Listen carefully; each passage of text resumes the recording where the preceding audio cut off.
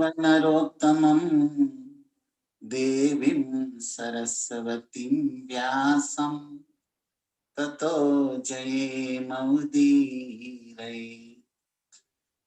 नष्टप्रायेषु भद्रेषु नित्यं भागवत सेवया भगवती उत्तम श्लोके भक्तिर्भवति नष्टकिम्।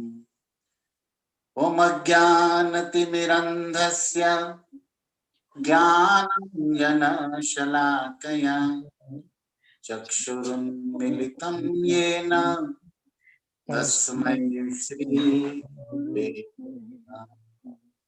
श्रीचैतन्यमनोभीष्टं स्थापितं येन भूतले स्वयं सदा मह्यं ददाति स्वपदान्तिकम्।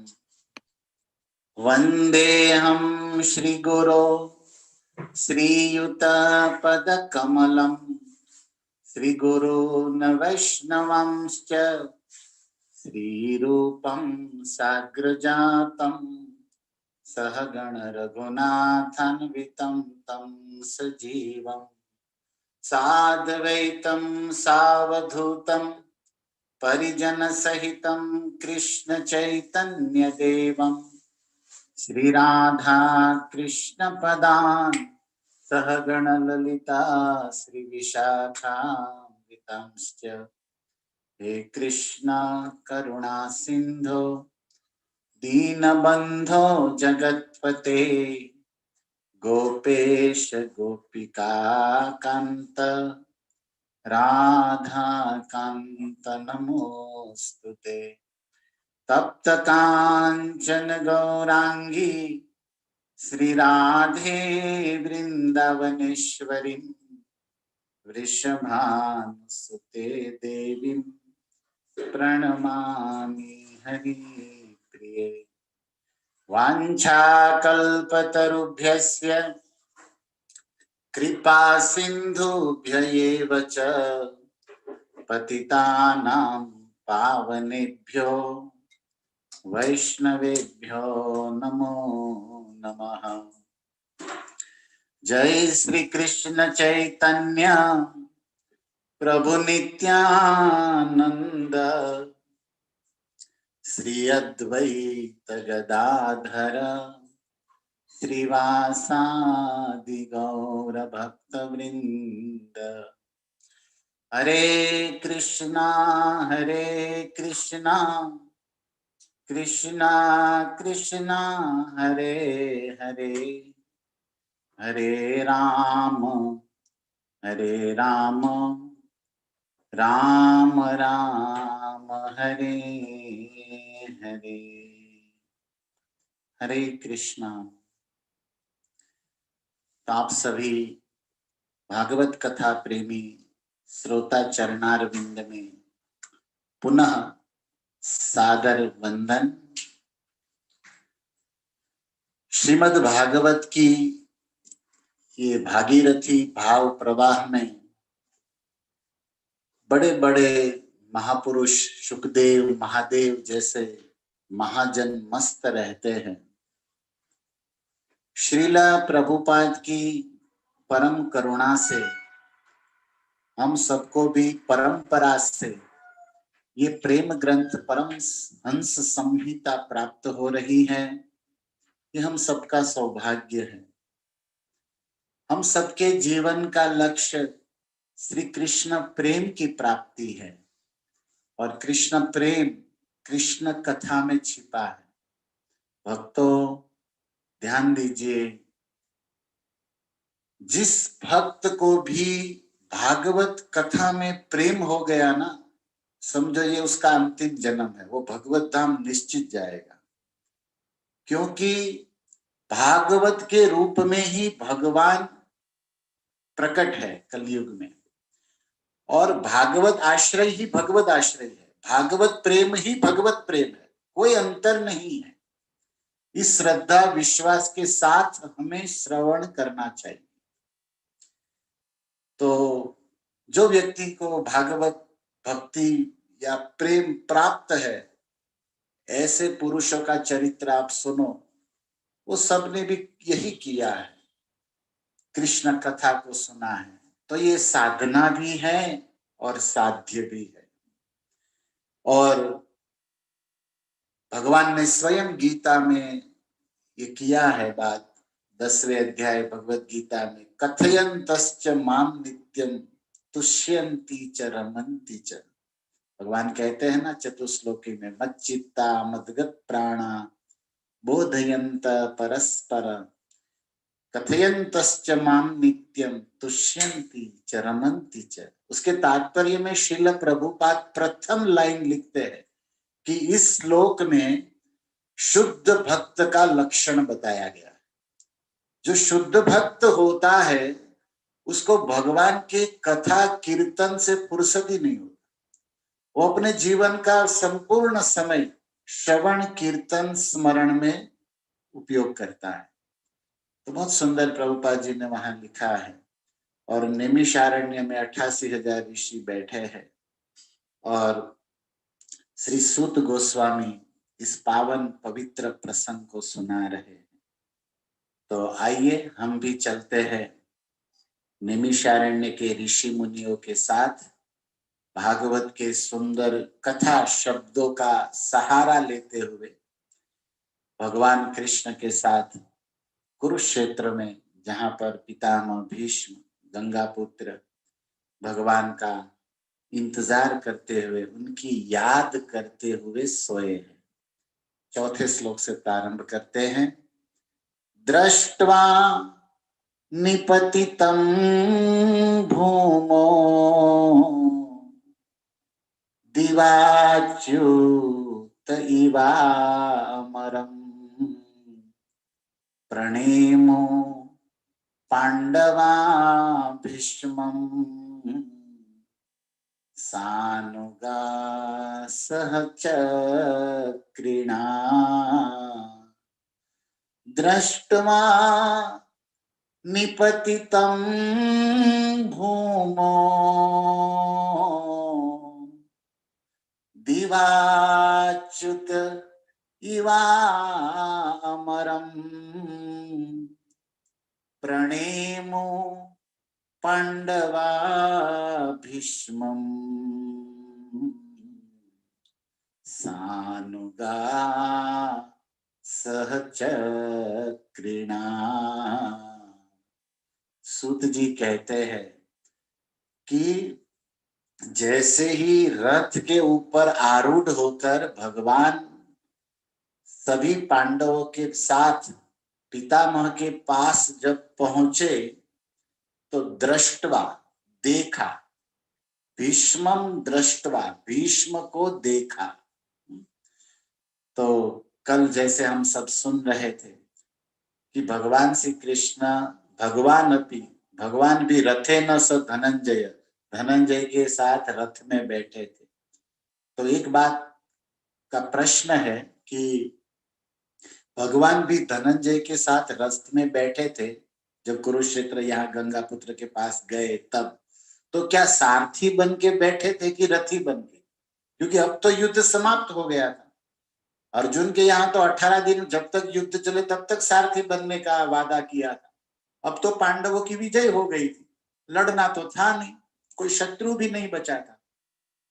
तो अभी भगवान धनंजय के साथ रथ पर गए, ऐसा सूत जी ने कहा इसके आगे वाले तीसरे नंबर श्लोक में। लेकिन प्रश्न है कि क्या अर्जुन का रथ चलाते हुए सारथी बन के कृष्ण गए, कि फिर अब तो युद्ध समाप्त हो गया इसलिए अर्जुन के पास, जैसे राजा महाराजा बैठते एक रथ में 2 रथी बैठ सकते, ऐसी जगह होती है, आसन लगा होता है, तो रथ में बैठकर गए कि सारथी बन के गए? तो भक्तों कुछ विद्वानों का कहना है कि सूत जी तो कह रहे कि भगवान भी रथे न आरूढ़ स धनंजय, रथ के ऊपर विराजमान थे तो उसके साथ ही बैठे थे क्योंकि महाभारत युद्ध तो समाप्त हो गया। लेकिन आचार्यों की टीका का आस्वादन करते हुए पवित्र शुद्ध हृदय भागवत को जिसने आत्मसात किया है, ऐसे हमारे गुरुदेव श्री राधा गोविंद गोस्वामी महाराज कहते हैं कि नहीं, पितामह भीष्म ने पार्थ सारथी रूप में भगवान को 10 दिन देखा था महाभारत में, और वे इस रूप के इष्ट देव, भीष्म पितामह के इष्ट देव पार्थ सारथी, और वे इसी रूप में देखना चाहते थे। इसीलिए युद्ध भले समाप्त हो गया, लेकिन फिर भी पितामह को प्रसन्न करने के लिए कृष्ण सारथी बनते हुए अर्जुन का रथ चलाते ही अभी पहुंचे हैं पितामह भीष्म के पास। ऐसा परम पूज्य राधा गोविंद महाराज का भाव है, उन्होंने अपनी कथाओं में ऐसा बताया है। तो मैं तो जस्ट तोते की तरह रिपीट कर रहा हूं इन आचार्यों के, विद्वानों के भावों को। भगवान शुद्ध भक्त के मन में अपनी लीला प्रकट करते हैं, और इसी आचार्यों के माध्यम से हम भागवत का रस आस्वादन कर सकते हैं। इसीलिए चैतन्य महाप्रभु के प्रिय पार्षद स्वरूप दामोदर ने कहा है, भागवत पढ़ गिया भागवतेर स्थाने, एकांत आश्रय कर श्री चैतन्य चरणे। अगर आप भागवत के रस को पाना चाहते हो, भागवत में छुपे हुए रहस्य को समझना चाहते हो, तो ये भागवत को किसी प्रेमी भागवत से सुनना पड़ेगा। तो एक है ग्रंथ भागवत, लेकिन दूसरा है भक्ति रस पात्र भागवत, जिसके हृदय में भक्ति हो, ऐसे भक्त भी भागवत है। और उनसे सुनेंगे तो हम भागवत के यथार्थ रस को एवं रहस्य को समझ पाएंगे। तो महाराज ऐसा बताते थे, और हमने ये भी सुना है भक्तों कि भगवान की नित्य लीला 2 जगह चलती है। एक तो अपने नित्य धाम में, नित्य वृंदावन में, गोलोक में, नित्य द्वारिका में भगवान नित्य लीला विहार करते हैं, और दूसरा शुद्ध भक्तों के हृदय में। वो है ना ब्रह्म संहिता का श्लोक, प्रेमांजन छुरित भक्ति विलोचनेन संत सदैव हृदयेषु विलोकयन्ति, यम श्याम सुंदरम अचिंत्य गुण स्वरूपम गोविंदमादि पुरुषम तमहम भजामि। हमारे रूप गोस्वामी, सनातन गोस्वामी वृंदावन में ये सब ग्रंथों की रचना करते थे, तो कोई कपोल कल्पना थोड़ी थी। वो अपने नित्य हृदय में जो लीला को देखते थे वही लिखते थे। रूप गोस्वामी ने विदग्ध माधव ग्रंथ लिखा, ललित माधव लिखा, जिसमें राधा कृष्ण की लीलाएं है। तो ये क्या है? हमारे भक्ति विनोद ठाकुर ने गौर आरती लिखा, जय जय गौरा चांदेर आरती के शोभा। तो ये कोई पेन मुंह में डाल के जैसे कोई कवि सोचता रहता है, ऐसे थोड़ी लिखा है। चैतन्य महाप्रभु के प्रेमी भक्त होने के कारण प्रभु ने प्रसादी में उसके हृदय में लीला प्रकट की है, और उसी लीला को उन्होंने कीर्तन किया, गाया, जिसका लाभ हमें मिल रहा है। तो भगवान अपने भक्तों के हृदय में नित्य लीला प्रकट करते हैं। एक तो अपने धाम में लीला करते हैं, और दूसरा शुद्ध भक्तों के हृदय में। तो इसी शुद्ध भक्तों की आश्रय में हमें भगवत लीला की प्राप्ति होती है। इसीलिए तो इन लीलाओं का श्रवण कीर्तन करते करते हम सभी वैष्णवों का लक्ष्य है, ओम नित्य लीला प्रविष्ट विष्णुपाद परमहंसा, बोलते हो ना, उसी नित्य लीला में प्रवेश करना। तो आप लोग चाहते हो कि हम भी भगवान के साथ, भगवान के पार्षद बन के भगवान के धाम में लीला में प्रवेश कर जाए, तो इन लीलाओं को सुनना पड़ेगा, गाना पड़ेगा। इससे भाव प्रेम प्रकट होगा, और हम भी भगवत धाम की नित्य लीला में प्रवेश प्राप्त कर सकते हैं।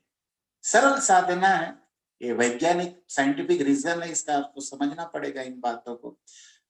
तो मैं महाराज का भाव बताया कि वो कहे कि नहीं, सारथी बन के ही गए थे। क्यों? क्योंकि भीष्म चाहते थे इसी रूप को देखे थे, यही इच्छा थी उनके हृदय में। तो भगवान भीष्म की मनोकामना पूरी करने के लिए सारथी बन के ही गए, जबकि आवश्यकता नहीं थी, अभी युद्ध नहीं था, फिर भी गए। अच्छा, एक और प्रश्न भी है कि कल आपने सुना ना अर्जुन के घोड़े के विषय में, सदस्वे, अर्जुन के घोड़े बहुत भाग्यवान है, क्योंकि भगवान अपने हाथों से उनकी सेवा करे, मसाज करे। तो ये तो सुनाया कल हमने, लेकिन उसमें एक भाव है कि भगवान अपने भक्त को इतना प्रेम करते हैं कि भगवान अपने भक्त की वस्तुओं को और अपने भक्त के संबंधियों को भी प्रेम करते, भक्त के प्रेम के नाते।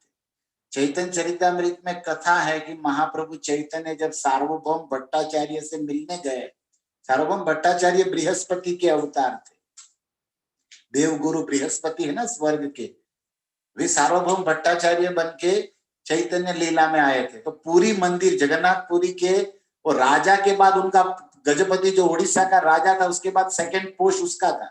बड़े विद्वान थे और कई कई हजार सन्यासियों को वे वेदों का ज्ञान देते थे। वेरी लर्नेड पर्सन, बहुत स्कॉलर थे सार्वभौम भट्टाचार्य, विद्यावचस्पति के भाई। आप गौड़ीय लीला सब जानते हो, तो नहीं जानते हो तो यहाँ हम भागवत करेंगे ना, उसमें चैतन्य चरितामृत भी आएगा, गीता भी आएगी, सब आएगा, रामायण। यही तो है रस भक्तों से सुनने का, उसी लीलाओं का स्मरण करके हमें कुछ ना कुछ प्रेरणा शिक्षा प्राप्त करनी होती है। तो सार्वभौम भट्टाचार्य से जब चैतन्य महाप्रभु जी मिलने गए तो बहुत सुंदर एक बात वहां पर कहते हैं, जैसे यहाँ अर्जुन के घोड़े बनना भी भाग्य है ना, वहां पर कहते सार्वभौम तोमार की कथा, तोमार ग्रामेर कुकुर, बांग्ला भाषा में है, ये सार्वभौम मुझे तुम इतने प्रिय हो क्योंकि तुम मेरे भक्त बन गए हो, और मुझे मेरा भक्त इतना प्रिय होता है कि मेरे भक्त के रिलेटिव का क्या कहना, संबंधी का क्या कहना, मेरे भक्त के गांव का कुत्ता भी मुझे प्रिय है और मैं उसका भी उद्धार करूंगा। अब देखो भगवान का भक्तों के प्रति प्रेम। तो हमारे परिवार में एक भी वैष्णव बनता है ना शुद्ध सच्चा, तो उस संबंध के नाते भगवान पूरे परिवार का उद्धार करते हैं। फॉर एग्जाम्पल ध्रुव महाराज के लिए जब नंद सुनंद भागवत में विमान लेके आए, तो ध्रुव महाराज का विमान जब टेक ऑफ किया तो उसने कहा स्टॉप, रोकिए। नंद सुनंद पार्षद को बोले क्यों? बोले वेर इज माई मदर, मेरी माँ कहाँ? उसने कहा आप जैसे भक्त के माँ की चिंता थोड़ी करनी है, देखिए दूसरा विमान, आपकी माँ तो आपके पहले भगवत के धाम जा रही। तो ये आपकी भागवत में भी है, आपने सुना होगा। परीक्षित खुद कहते हैं प्रथम स्कंद में आगे, जब सुखदेव जी महाराज आते हैं तो चरणों में दंडवत करके रोते हुए ये महाभागवत पांडवों का वंशज परीक्षित जी कहते हैं कि हे सुखदेव जी, मैं कितना भाग्यशाली, जीवन में कोई भक्ति नहीं किया, कोई सत्कर्म नहीं किया, ये उनका दैन्य था, वो बहुत किए थे लेकिन सर्वोत्तम अपना के हिंद करी माने। महान वैष्णव तो हमेशा अपने आप को तुच्छ निम्न ही समझता है। हम लोग खाली बोलते हैं, अंदर से तो अपने आप को बहुत मानते हैं हम कलयुग के भक्त, लेकिन ये शुद्ध भक्त लोग वास्तव में मानते हैं अपने आप को तुच्छ, दासानुदास। हम लोग को तो क्या, सब लोग प्रभु प्रभु कहने लगे ना, तो हम लोग को वहम ही हो गया कि हम तो प्रभु ही हो गए, दास तो पहले थे, अब तो प्रभु हो गए, सब प्रभु जी कहते, तो कहते तो है, लेकिन हम दास है, दास नहीं दास, दासानुदास। श्री कृष्ण चैतन्य प्रभु दासेर अनुदास, सेवा अभिलाष करे नरोत्तम दास। तो परीक्षित कहते हैं कि मेरी कोई भक्ति नहीं, मेरी कोई शक्ति नहीं, मैंने कोई सत्कर्म नहीं किया, मैंने तो उल्टा गलत काम किया, एक ऋषि के गले में सर्प डाल दिया, जो मेरे कुल को शोभा न दे ऐसा दुष्कर्म मैंने किया। फिर भी कृष्ण कितने कृपालु है कि आप जैसा साधु हे सुखदेव जी मुझे भागवत कथा कहने आए। निश्चित ये मेरी भक्ति नहीं है, परीक्षित खुद कहते, ये मेरे पूर्वज, मेरे दादा परदादा पांडवों की भक्ति है, और वे आपसे प्रेम करते थे, आप उनसे प्रेम करते थे, और मैं उस कुल में जन्म लिया ना, इसीलिए शायद आप हम पर अनुग्रह करके ये भागवत के रूप में आए। वहां पर श्रील प्रभुपाद समझाते हैं कि देखिए, भक्त के घर से संबंध से नाता हो जाए ना, तब भी भगवान की कृपा के हम पात्र बन जाते। इसलिए तो भक्ति विनोद ठाकुर ने भजन में गाया, ब्रह्मा नहीं बनना मुझे, मुझे कीड़ा बना दो लेकिन भक्त के घर का। कीट जन्म यथा तु दास, बहिर्मुख ब्रह्मा जन्मे नाही मोर आश, मानस देह गेह जो किच्छु मोर, अर्पिलो तुया पदे नंद किशोर। उस भजन में भक्ति विनोद ठाकुर ने कहा कीड़ा भी बनना है ना भक्त के घर का। भक्ति विनोद ठाकुर तो यहाँ तक कहते कि तुम ही तो ठाकुर आमी तोमार कुकुर, वो तो अपने आप को कुत्ता कहते कि मैं कुत्ता ही हूँ। भक्त के घर का कुत्ता भी बहुत बहुत श्रेष्ठ होता है, महाप्रसाद खाने को मिलता है भक्तों का, और इसी से वो भवसागर तर जाता है। तो कल घोड़े के संबंध में हमने बताया, लेकिन हमको प्रैक्टिकल ये बात लेना है कि हम भी प्रभुपाद से जुड़ गए ना, वैष्णवों से जुड़ गए। भले हमें भक्ति की कमी होगी, कोई दोष भी होगा, लेकिन उस गुरु के, उस आचार्य के संबंध के कारण भगवान हमारा भी उद्धार करेंगे। इसलिए नरोत्तम दास ठाकुर कहते, प्रति जन्मे करी आशा चरणेर धूली, नरोत्तम दास कहे आपनार बलि। वैष्णव गोसाई, ये जो भजन है ना, उसमें ये सब, मतलब मैं ये कहना चाहता हूँ कि हमारे जो वैष्णव भजन है ना, वो भागवत का सार है। सरल भाषा में इसको आचार्यों ने बताया है, जिसको हम समझ सके और जीवन में इसको उतार सके। तो क्या मैसेज मिला इसमें कि भक्तों के, देखो घोड़ा बना तो भी भगवान की कृपा, ब्रह्मा शिव दर्शन को तरसते हैं, योगींद्र मुनिंद्र निर्वाण लेकर, संन्यास लेकर हजारों वर्षों से समाधि में बैठे, फिर भी भगवान के चरणों की झांकी नहीं मिलती उसको, और वे साक्षात भगवान घोड़े की सेवा कर रहे। बताओ, तो है ना ये सौभाग्य। ये क्या है? भक्त के घर के, भक्त से संबंध है तो उद्धार हो गया। तो हमें अपना सौभाग्य भी समझना चाहिए कि हम लोग कितने भाग्यशाली है कि श्रील प्रभुपाद की पावन परंपरा में, रूप सनातन की परंपरा में दीक्षा शिक्षा प्राप्त की है। उसी संबंध से ठाकुर जी हम पर उद्धार करेंगे। और मैं तो रियल में इस अनुभव करता हूँ भक्तों कि हम लोग, मैं तो कुछ भी नहीं हूँ, लेकिन फिर भी कितना सुंदर भागवत महाप्रसाद भक्तों का संग हम लोगों को मेरे को मिल रहा है, बिल्कुल अयोग्य होते हुए भी। ये केवल और केवल कृपा है, केवल और केवल अहेतु की, कॉजलेस मर्सी जिसको कहते हैं ना, यही है। ये और क्यों है? क्योंकि हमें तो कुछ नहीं, लेकिन गुरुओं की भक्ति, हमारे आचार्यों की अनुग्रह है कि हमको ये सब प्राप्त हो रहा है। तो दो बातें हमने कल के प्रसंग से ऐड की आज में, कि एक तो कृष्ण सारथी बन के ही गए थे, और दूसरा कि देखो भाग्य सौभाग्य इन घोड़ों का, जो भगवान की लीला में अजर अमर यश भी मिला, आनंद भी मिला, सदगति भी मिली। और ये प्रसंग हमें भी प्रेरणा देता है कि हम भक्तों के संग में, सेवा में है, तो ये हम पर कितनी कृपा है। अब आइए फिर से यहाँ पर, दृष्टवा निपतितम भूमो, पृथ्वी पर पड़े हुए भीष्म को देखा। शुद्ध जी अब आगे सुना रहे, कैसे लग रहे थे पितामह भीष्म? तो सूत जी कहते, दिवा अच्युत इवा अमरम, जैसे आकाश से कोई देवता आकर गिरा हो। देखो दीवा मतलब, दीवी मतलब जिसके पास दिव्य तेज है, जिनके शरीर में प्रकाश है, तेज है, दिव्य शक्तियां है, दिव्य अस्त्र शस्त्र भरे हैं, उनको कहते दिवी, देव, दिव्य लोक में रहने वाले। अमर मतलब देवता। जैसे जैसे आकाश से इंद्र, सूर्य, चंद्र, वरुण आदि जब पृथ्वी पर आते हैं या दर्शन देते हैं ना, तो उनके शरीर बहुत चमकते हैं, वे लोग तेजस्वी होते हैं, और वे लोग पृथ्वी को टच नहीं करते। आपने सुना होगा देवता पृथ्वी पर पैर नहीं रखते, वो आकाश में खड़े रहते हैं। उनके पास ऐसा शरीर है, उनके शरीर में वायु अधिक रहता है, तेज रहता है। हमारी तरह माटी नहीं भरा है। माटी मतलब ये पृथ्वी का विकार हम लोग में ज्यादा, इसलिए हम लोग मनुष्य उड़ नहीं सकते। तो ये सब अलग सब्जेक्ट हो जाएगा पंच महाभूत का, लेकिन देवताओं का शरीर हायर है, आप समझ सकते हो भक्तों। तो आकाश से कोई देवता जैसे नीचे आता है तो वो चमकता है, उनका शरीर तेजोमय होता है। और इसी तरह लग रहा था कि आकाश से मानो साक्षात सूर्य देव नीचे आए हैं क्या, या इंद्रदेव आके सोए हैं क्या, इतना चमक रहे थे।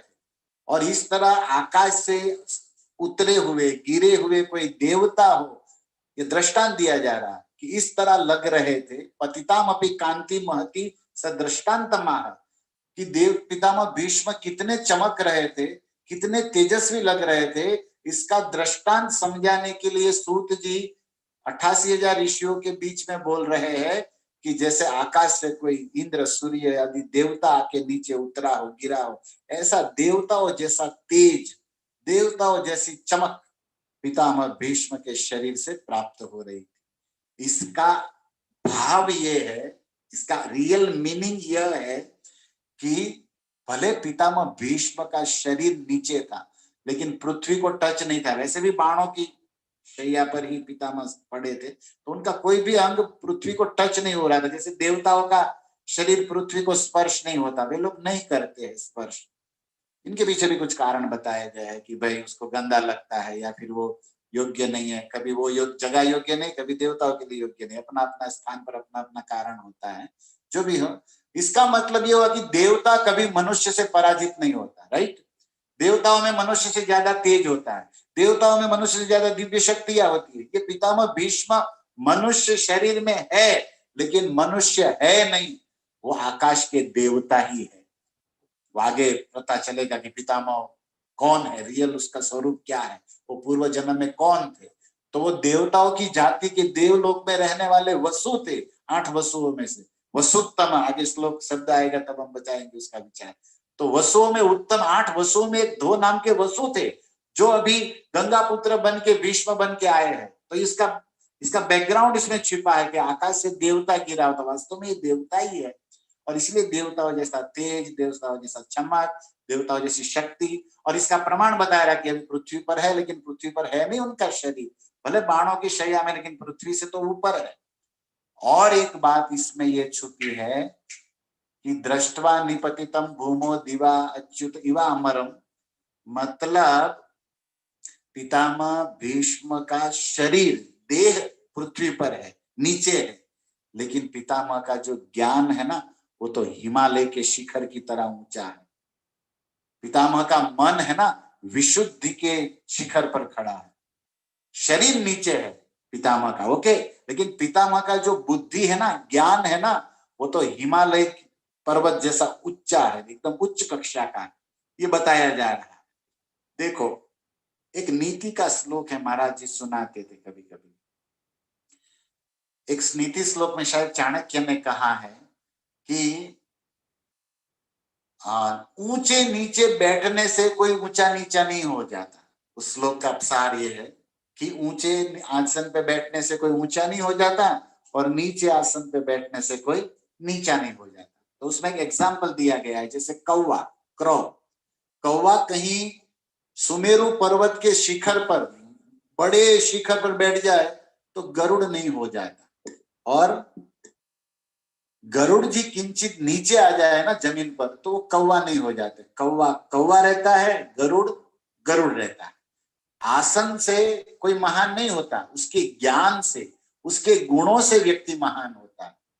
तो पितामह का शरीर भले नीचे है, लेकिन पितामह का ज्ञान की गरिमा है, वो बड़ी ऊंची है, ऊंचे आसन पर बैठे हैं पितामह, मतलब उनकी स्थिति बड़ी ऊंची है। इस बात को हमें समझना चाहिए। ओके, तो ये भागवत का ये सार वस्तु हम विचार दे रहे हैं आप भक्तों को। एक मिनट, ये थोड़ा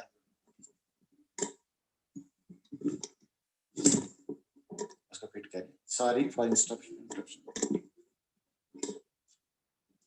ओके, थैंक यू। तो वो श्लोक भी हमें ऐसे, अब देखो था तो थोड़ा स्मरण में आ गया। गुणे तो उत्तमायाति न आसनेन संस्थिता, प्रसाद शिखर आरूढ़ काकम किम गरुड़ायते।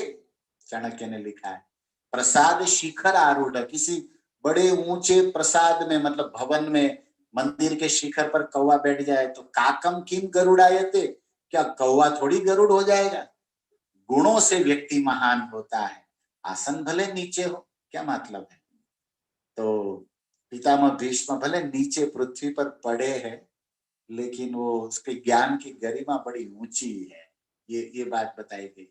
और अब कौवा और गरुड़ की बात चल ही गई है, तो हमको तो कोई भी प्रसंग रिलेटेड चैतन्य चरितामृत से याद आता है गुरु महाराज की कृपा से, और आप भक्तों के चरणों में भाव समर्पण कर रहा हूँ। उसमें ये भी लिखा है कि चैतन्य महाप्रभु की कृपा जिस पर हो जाए ना, तो वो कौवा भी गरुड़ हो जाता। और ये खुद सार्वभौम भट्टाचार्य कहते हैं। सार्वभौम भट्टाचार्य पहले तार्किक थे, सबको तर्क करते रहते थे, और वेदों का निराकार शून्यवादी बोलते रहते थे। लेकिन महाप्रभु से जब मिलन हुआ और 7 दिन उनके साथ जो सीखा पढ़ा, शिक्षा हुआ, बड़ा सुंदर प्रसंग है चैतन्य चरितामृत में। और उसके बाद सार्वभौम कहते हैं कि तार्किक श्रीगाल मध्य भेऊ भेऊ करी, सही मुखे आज आमी करी हरी हरी। पहले में वो शियार होते हैं ना, फॉक्स, लोमड़ी, जैसे जंगल में ठंडी को ऐसे रोते रहते हैं। तो बोले पहले मैं तार्किकों के बीच में, शून्यवादी निराकारवादियों के बीच में हाव हाव करता रहता था, लेकिन उसी मुख से जब चैतन्य का मैंने दर्शन किया और संग किया तो मेरे पर कितना कृपा हो गया कि हाउ हाउ नहीं कर रहा, अभी मैं हरी हरी कर रहा हूँ। प्रभुपाद ने भी कितने का हाय हेलो छोड़ा के हरी हरी करा दिया। इस्कॉन वाले विताय गौर प्रेमानंदे हरी हरी गौर करते रहते हैं, ये संत की कृपा है। लेकिन उसके बाद सार्वभौम भट्टाचार्य कहते हैं, महाप्रभु बिना कौन है न दयामय, काकेर गरुड़ करे ये छे कौन है। थोड़ा चैतन्य चरितामृत का भी आनंद लीजिए। महाप्रभु कहते, सार्वभौम भट्टाचार्य कहते हैं कि चैतन्य महाप्रभु जैसा महावदान्य दयालु अवतार दूसरा कौन सा होगा। क्या किया, बोले मुझ जैसे कौवे को भी गरुड़ कर दिया। अब मैं वेदों का सार भक्ति रस में आस्वादन कर रहा हूं, नहीं तो पहले मैं तर्क करता रहता था। तो महाप्रभु की कृपा हो जाए तो कर्तुम अकर्तुम अन्यथा कर्तुम, सब कुछ करने में समर्थ है चैतन्य महाप्रभु तो। लेकिन यहाँ पर चाणक्य जो श्लोक कह रहे ये भी नीति का पर्याय है, मतलब समझने लायक है। तो पितामह भीष्म के संबंध में यहाँ पर बताया जा रहा है कि भले शरीर नीचे गिरा हो लेकिन उसका ज्ञान हिमालय जैसा है। कोई भी व्यक्ति ऊंची सोसाइटी में रहने से, ऊंचे कपड़े पहनने से ऊंचा नहीं हो जाता। उनके संस्कार, उनका स्वभाव, उनकी भक्ति, उनका ज्ञान बताएगा कि वो कितना ऊंचा है। मैं कभी कभी गुजरात में कथा कहता हूं तो देसी दृष्टांत देता हूं, गुजराती में बोलता हूं थोड़ा। गंगाजी होय ने ये आपड़ा काची माटीना घड़ामां भर्या होय ने तो ये पवित्र होय, अने दारू होय ने शराब ई सोनाना ग्लासमां के बोटलमां होय ने तो ये अपवित्र ज होय। गंगा गंगा छे, दारू दारू छे। आसन से माटी के घड़े में है तो क्या हुआ, लेकिन गंगा को सब प्रणाम करते हैं, पूजते हैं, अभिषेक में यूज होता है। और शराब किसी बड़े कांच के या सोने के गिलास में भी भर दो तो भी शराब शराब है। ऐसे ही आप हाई सोसाइटी में रहने से हायर नहीं हो जाए, ऊंचे कपड़े पहने से, ऊंची गाड़ी लेने से आज लोग समझते हैं कि हम बड़े हो गए, महान हो गए। देखो लोग महान થઈ ગયા છે પણ વિચારો છે ને ઉકરડા જેવા છે। અમારે કાઠિયાવાડમાં ભાવનગરમાં ઓલું ઉકરડો સમજો, ગામડામાં બધી मतलब डस्टबिन जहां पर कचरा रखा जाता है तो हमारा हमारा खान पान व्यवहार व्यवसाय ऊंचा हो गया, लेकिन हमारा थॉट, हमारा थिंक जो है ना वो एकदम पशु प्रवृत्ति, आहार निद्रा भय नहीं। इसलिए तो प्रभुपाद कहते थे high thinking simple living high thinking. तो ये सब सिद्धांत बातें प्रभुपाद जी ने समझाई है हम भक्तों को, तो इसका हमें आस्वादन करके चलना चाहिए। तो मैं इसलिए बता रहा हूं। देखो यहाँ पर क्या वर्णन है कि दृष्ट्वा निपतितं भूमो दिवाच्युत इवामरं प्रणेमो पांडवा भीष्मं सानुगा सहचक्रिणा। सबने भीष्म को देखा, आकाश से गिरे हुए देवता जैसे चमक रहे थे। तो प्रणेमु पांडवा अर्थात युधिष्ठिर, भीष्म, नकुल, सहदेव पांचों पांडवों ने प्रणेमु प्रणाम किया पितामह भीष्म को, क्योंकि ये तो भारतीय संस्कृति है। किसी भी आदरणीय घर के बुजुर्ग या साधु या गुरु या महान पुरुषों को देखते ही क्या करना चाहिए, सबसे पहले उसको प्रणाम दंडवत करना चाहिए। ये विधि भी पूरे विश्व को श्रील प्रभुपाद ने सिखाई, प्रणाम की। तो प्रणेमु पांडवा भीष्म, सा अनुगा अपने छोटे भाइयों के साथ। लेकिन सूत जी एक शब्द दे रहे सह चक्रिणा। चक्रिणा मतलब कृष्ण, जिसके हाथ में सुदर्शन चक्र है। चक्र को जिसने धारण किया है वो है चक्रिणा, चक्र वाला, अर्थात श्री कृष्ण। मतलब भगवान कृष्ण भी अपने आप को पांडवों के अनुज समझते हुए, क्योंकि युधिष्ठिर बड़े भाई है, मैं भी पांडवों के मामा का लड़का हूं तो कजिन ब्रदर ही हुआ ना, तो मेरे भी दादा है। इसलिए भगवान भी पांडवों के पीछे पीछे पितामह भीष्म को दंडवत प्रणाम कर रहे हैं। मतलब बोले भी हो गए हरे कृष्ण जय सिया राम, गंगा पुत्र कैसे है।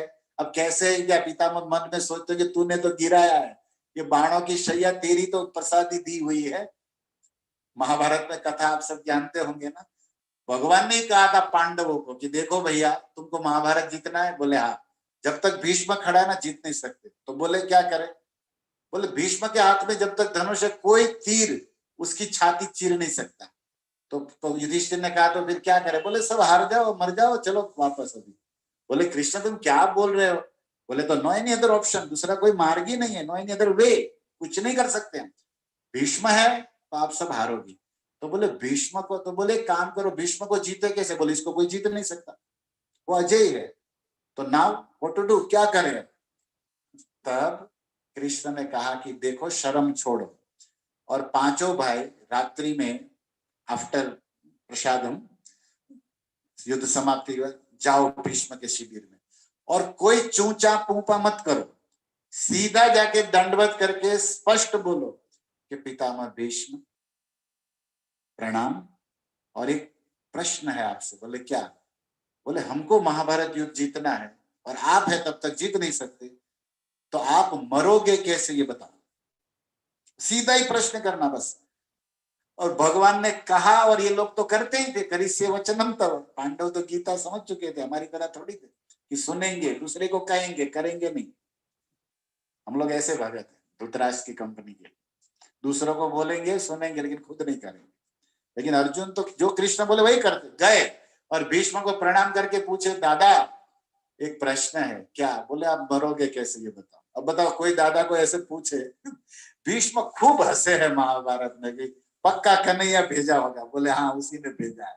तब वो चाहता ही है मुझे मारना गिराना, तो मैं क्या कर सकता। तब उन्होंने अपना उपाय खुद बताया था कि कोई स्त्री के सामने मैं धनुष नहीं लूंगा, अस्त्र नहीं लूंगा, और जब मेरे हाथ में धनुष नहीं तो कोई भी मुझे मार सकता है। अगर मेरे हाथ में धनुष होना तो परशुराम भी मुझे नहीं मार सकता। तो दूसरा तो ऑप्शन था नहीं। एनीवे, तो हमको वो लीला बाद में बताएंगे जब प्रसंग आएगा स्तुति में। लेकिन याद करा रहे भक्तों को, भीष्म को जब प्रणाम किया कृष्ण ने कि Pitamah Bhishma how are you, how are you, क्या पूरे पूरा एक ईंच जगह नहीं है, पूरा बाण का शैया का बेड दिया है कन्हैया तूने, और ऊपर से खबर लेने आया है, मतलब हंस रहा है। और भगवान बिल्कुल स्माइलिंग फेस में थे, मतलब मस्त हंसते। और भीष्म यही तो देखना चाहते थे, कृष्ण का हंसता मुखड़ा, अधरम मधुरम वदनम मधुरम। बड़ी प्यारी बातें हैं, उनको तो यही तो मधुराधिपति माधव का मुख देखना ही तो, कृष्ण का मुख देखना जीवन का लक्ष्य था। तो पितामह भीष्म को भगवान ने प्रणाम किया। तो यहाँ पर चक्रिणा क्यों कहा गया? हाथ में सुदर्शन चक्र तो लिया नहीं है प्रभु जी अभी, और सूत जी कह रहे कि चक्र वाले ने भी अपने भाइयों के साथ भीष्म को प्रणाम किया, इसका हिंदी होगा। तो चक्रिणा कहने का अर्थ क्या है कि प्रणाम कर रहे, तो क्रिया बताइए कि प्रणाम किए, ये मतलब भगवान कृष्ण जगत गुरु है। यद्यद आचरित श्रेष्ठम तत्तद ये वितरो जना, गीता में बोले कि श्रेष्ठ जन जो पुरुष जैसा आचरण करता है पीछे वाले ऐसा सीखते हैं। और खुद क्या है? कृष्णम बंदे जगत गुरु। इसलिए तो कहते हैं न मे कर्माणि लिम्पन्ति न मे कर्म फले स्पृहा। गीता में बहुत कुछ भगवान ने कहा, मुझे कोई कर्म करने की जरूरत नहीं, कोई कर्म मुझे बांध नहीं सकता, और फिर भी आप कर्म क्यों करते हो? तो भगवान कहते हैं मनुष्य पार्थ वर्तन्ते, मैं इसलिए कर्म करता हूं कि मुझे कर्म करता देखकर मनुष्य मेरे जैसे धर्म कर्म करे, इसलिए धर्म संस्थापनार्थाय मैं प्रकट होता हूं। अच्छा, तो यहाँ क्या है ये सब बात बताने का तात्पर्य गीता का? तो भगवान भीष्म को प्रणाम करके ये मैसेज दे रहे हैं कि मेरे भक्त को प्रणाम करना चाहिए। भगवान होकर भी पितामह भक्त भीष्म है, भक्त है ना, तो उसको प्रणाम कर रहे हैं। तो वैष्णव को प्रणाम करना ये सबका स्वधर्म है, ये कर्तव्य है। फिर वो छोटा हो या बड़ा हो, किस जाति का हो, ज्ञानी हो चाहे अज्ञानी हो, अगर वो वैष्णव है तो आपको प्रणाम करना चाहिए। ये मूल बात है। ऐसे कृष्ण बड़े हैं, धर्म पुरुष है, लेकिन पितामह भीष्म भक्त है ना। ऐसे आयु में तो कृष्ण छोटे हैं। देखो ये भी बात सुनिए, पितामह भीष्म जब यहाँ पड़े हैं बाणशैया पर, तो महाभारत का चिंतन कहता है कि 400 वर्ष की आयुष्य थी पितामह की। और ठाकुर जी कितने साल के? 120 100 साल के तो ये भी है। अर्जुन का रथ चला रहे थे कृष्णा, तब 100 वर्ष से भी अधिक उनकी आयु थी। हाँ लग रहे थे 16 साल के। आद्यम पुराण पुरुषो नव यौवनम च, वो लग रहे थे किशोर वय के, लेकिन है तो 100 साल से भी ऊपर कृष्ण जब ये रथ चलाते हुए कुरुक्षेत्र में गए। और दादा भीष्म वो तो 300 400 साल की आयु में थे। और एक बात कि कितने दिन से पितामह भीष्म शैया पर पड़े थे। तो विद्वानों का, वैष्णवों का कहना है, हमने महाराज से भी सुना था, कुछ लोग कहते 56 डेज, 56 दिन हो गए हैं पितामह भीष्म को बाण शैया पर सोते हुए। और कुछ विद्वानों का कहना है 58 डेज। कुछ लोगों की मान्यता 56 दिन की है, कुछ लोगों की मान्यता 58 दिनों की है। जो भी है, एक दो दिन इधर उधर भक्तों, ये कोई मान्य नहीं रखता, लेकिन जो पढ़ने में सुनने में आया है मैं आपको शेयर कर रहा हूं। तो 400 वर्ष की लगभग आयु थी और लगभग 56-58 दिन से वो बेड पर, मतलब बाणों की शैया पर पड़े थे, और 1 इंच भी अर्जुन ऐसा जगह नहीं छोड़ा, बाण शरीर के आर पार हो गए थे और कितना खून बह गया था पितामह भीष्म का, लेकिन उसको कोई दर्द नहीं हो रहा था। क्यों? क्योंकि उसके दिल में दामोदर की याद आ रही थी, कृष्ण का स्मरण इतना मस्त था और कृष्ण के चिंतन में इतने व्यस्त थे कि उनको कोई दर्द का अनुभव ही नहीं हो रहा, वो तो आनंद में थे। और आज उनके जीवन का परम सौभाग्य है कि जिसकी याद थी, जिसका इंतजार था, वे प्राणों से भी प्यारे प्रियतम उसके नैनों के सामने आ गए। इसलिए भीष्म के लिए तो ये मृत्यु नहीं था, महोत्सव था। Death is a festival, celebration हो रहा है भीष्म के लिए, भीष्म के आंखों के लिए उत्सव बन गया है आज। कृष्ण दर्शन लालसा, कृष्ण के दर्शन की जो लालसा भरी थी ना, आज पूरी हो रही। तो एनीवे, यहाँ पर सब चिंतन, हम लोग भी, आप लोग भी खड़े हो जाइए वहां पर कृष्ण और भीष्म और पांडवों के बीच में कहीं भी। ये इसी तरह लीला कथा का आनंद का रस लेना है कि आप भी देखो, इस तरह वर्णन होता है कि हम लोग वही हैं, वो भाव, वो विचार, ये सब कथा से हमें लाभ मिलता है। और कृष्ण को सुदर्शन चक्र वाला कहा गया, चक्रीणा, उस पर हम विचार दे रहे।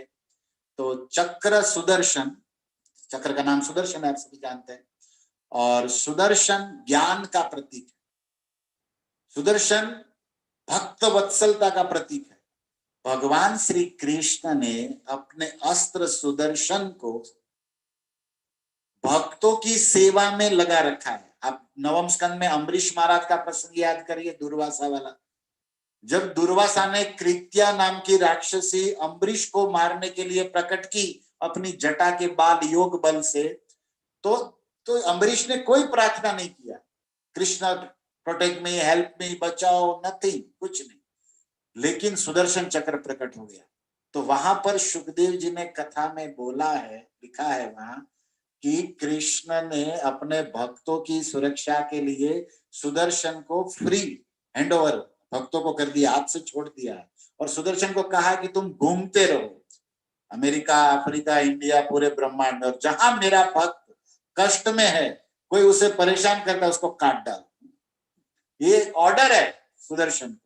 इसलिए भक्त वत्सलता का प्रतीक अगर कोई है स्टेचू, तो ये सुदर्शन है, और इस सुदर्शन को धारण करने वाला श्री कृष्ण चक्रधारी, सुदर्शन चक्रधारी कहते भी है ना कृष्ण को।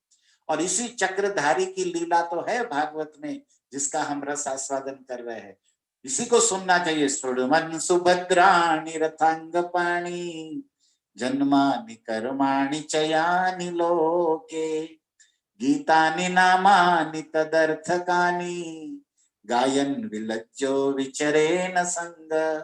भागवत के एकादश स्कंद में निमि महाराज की प्रसंग में 9 योगेश्वर जब आकाश मार्ग से उतरते हैं, तो उसमें प्रथम योगेश्वर कवि जी निमि महाराज को भागवत धर्म का उपदेश देते हुए 11 कैंटो 2nd चैप्टर में कहते हैं कि मनुष्य जीवन का भागवत धर्म सबका एक ही है कि रथांग पाणी, रथ का चक्र जिसने अपने हाथ में सुदर्शन बना लिया था, ऐसे कृष्ण का कीर्तन करना, ऐसे कृष्ण की कथा सुनना, ऐसे कृष्ण के कीर्तन में नाचना, गाना, रोना, यही भागवत धर्म है, इससे बढ़ के कुछ नहीं।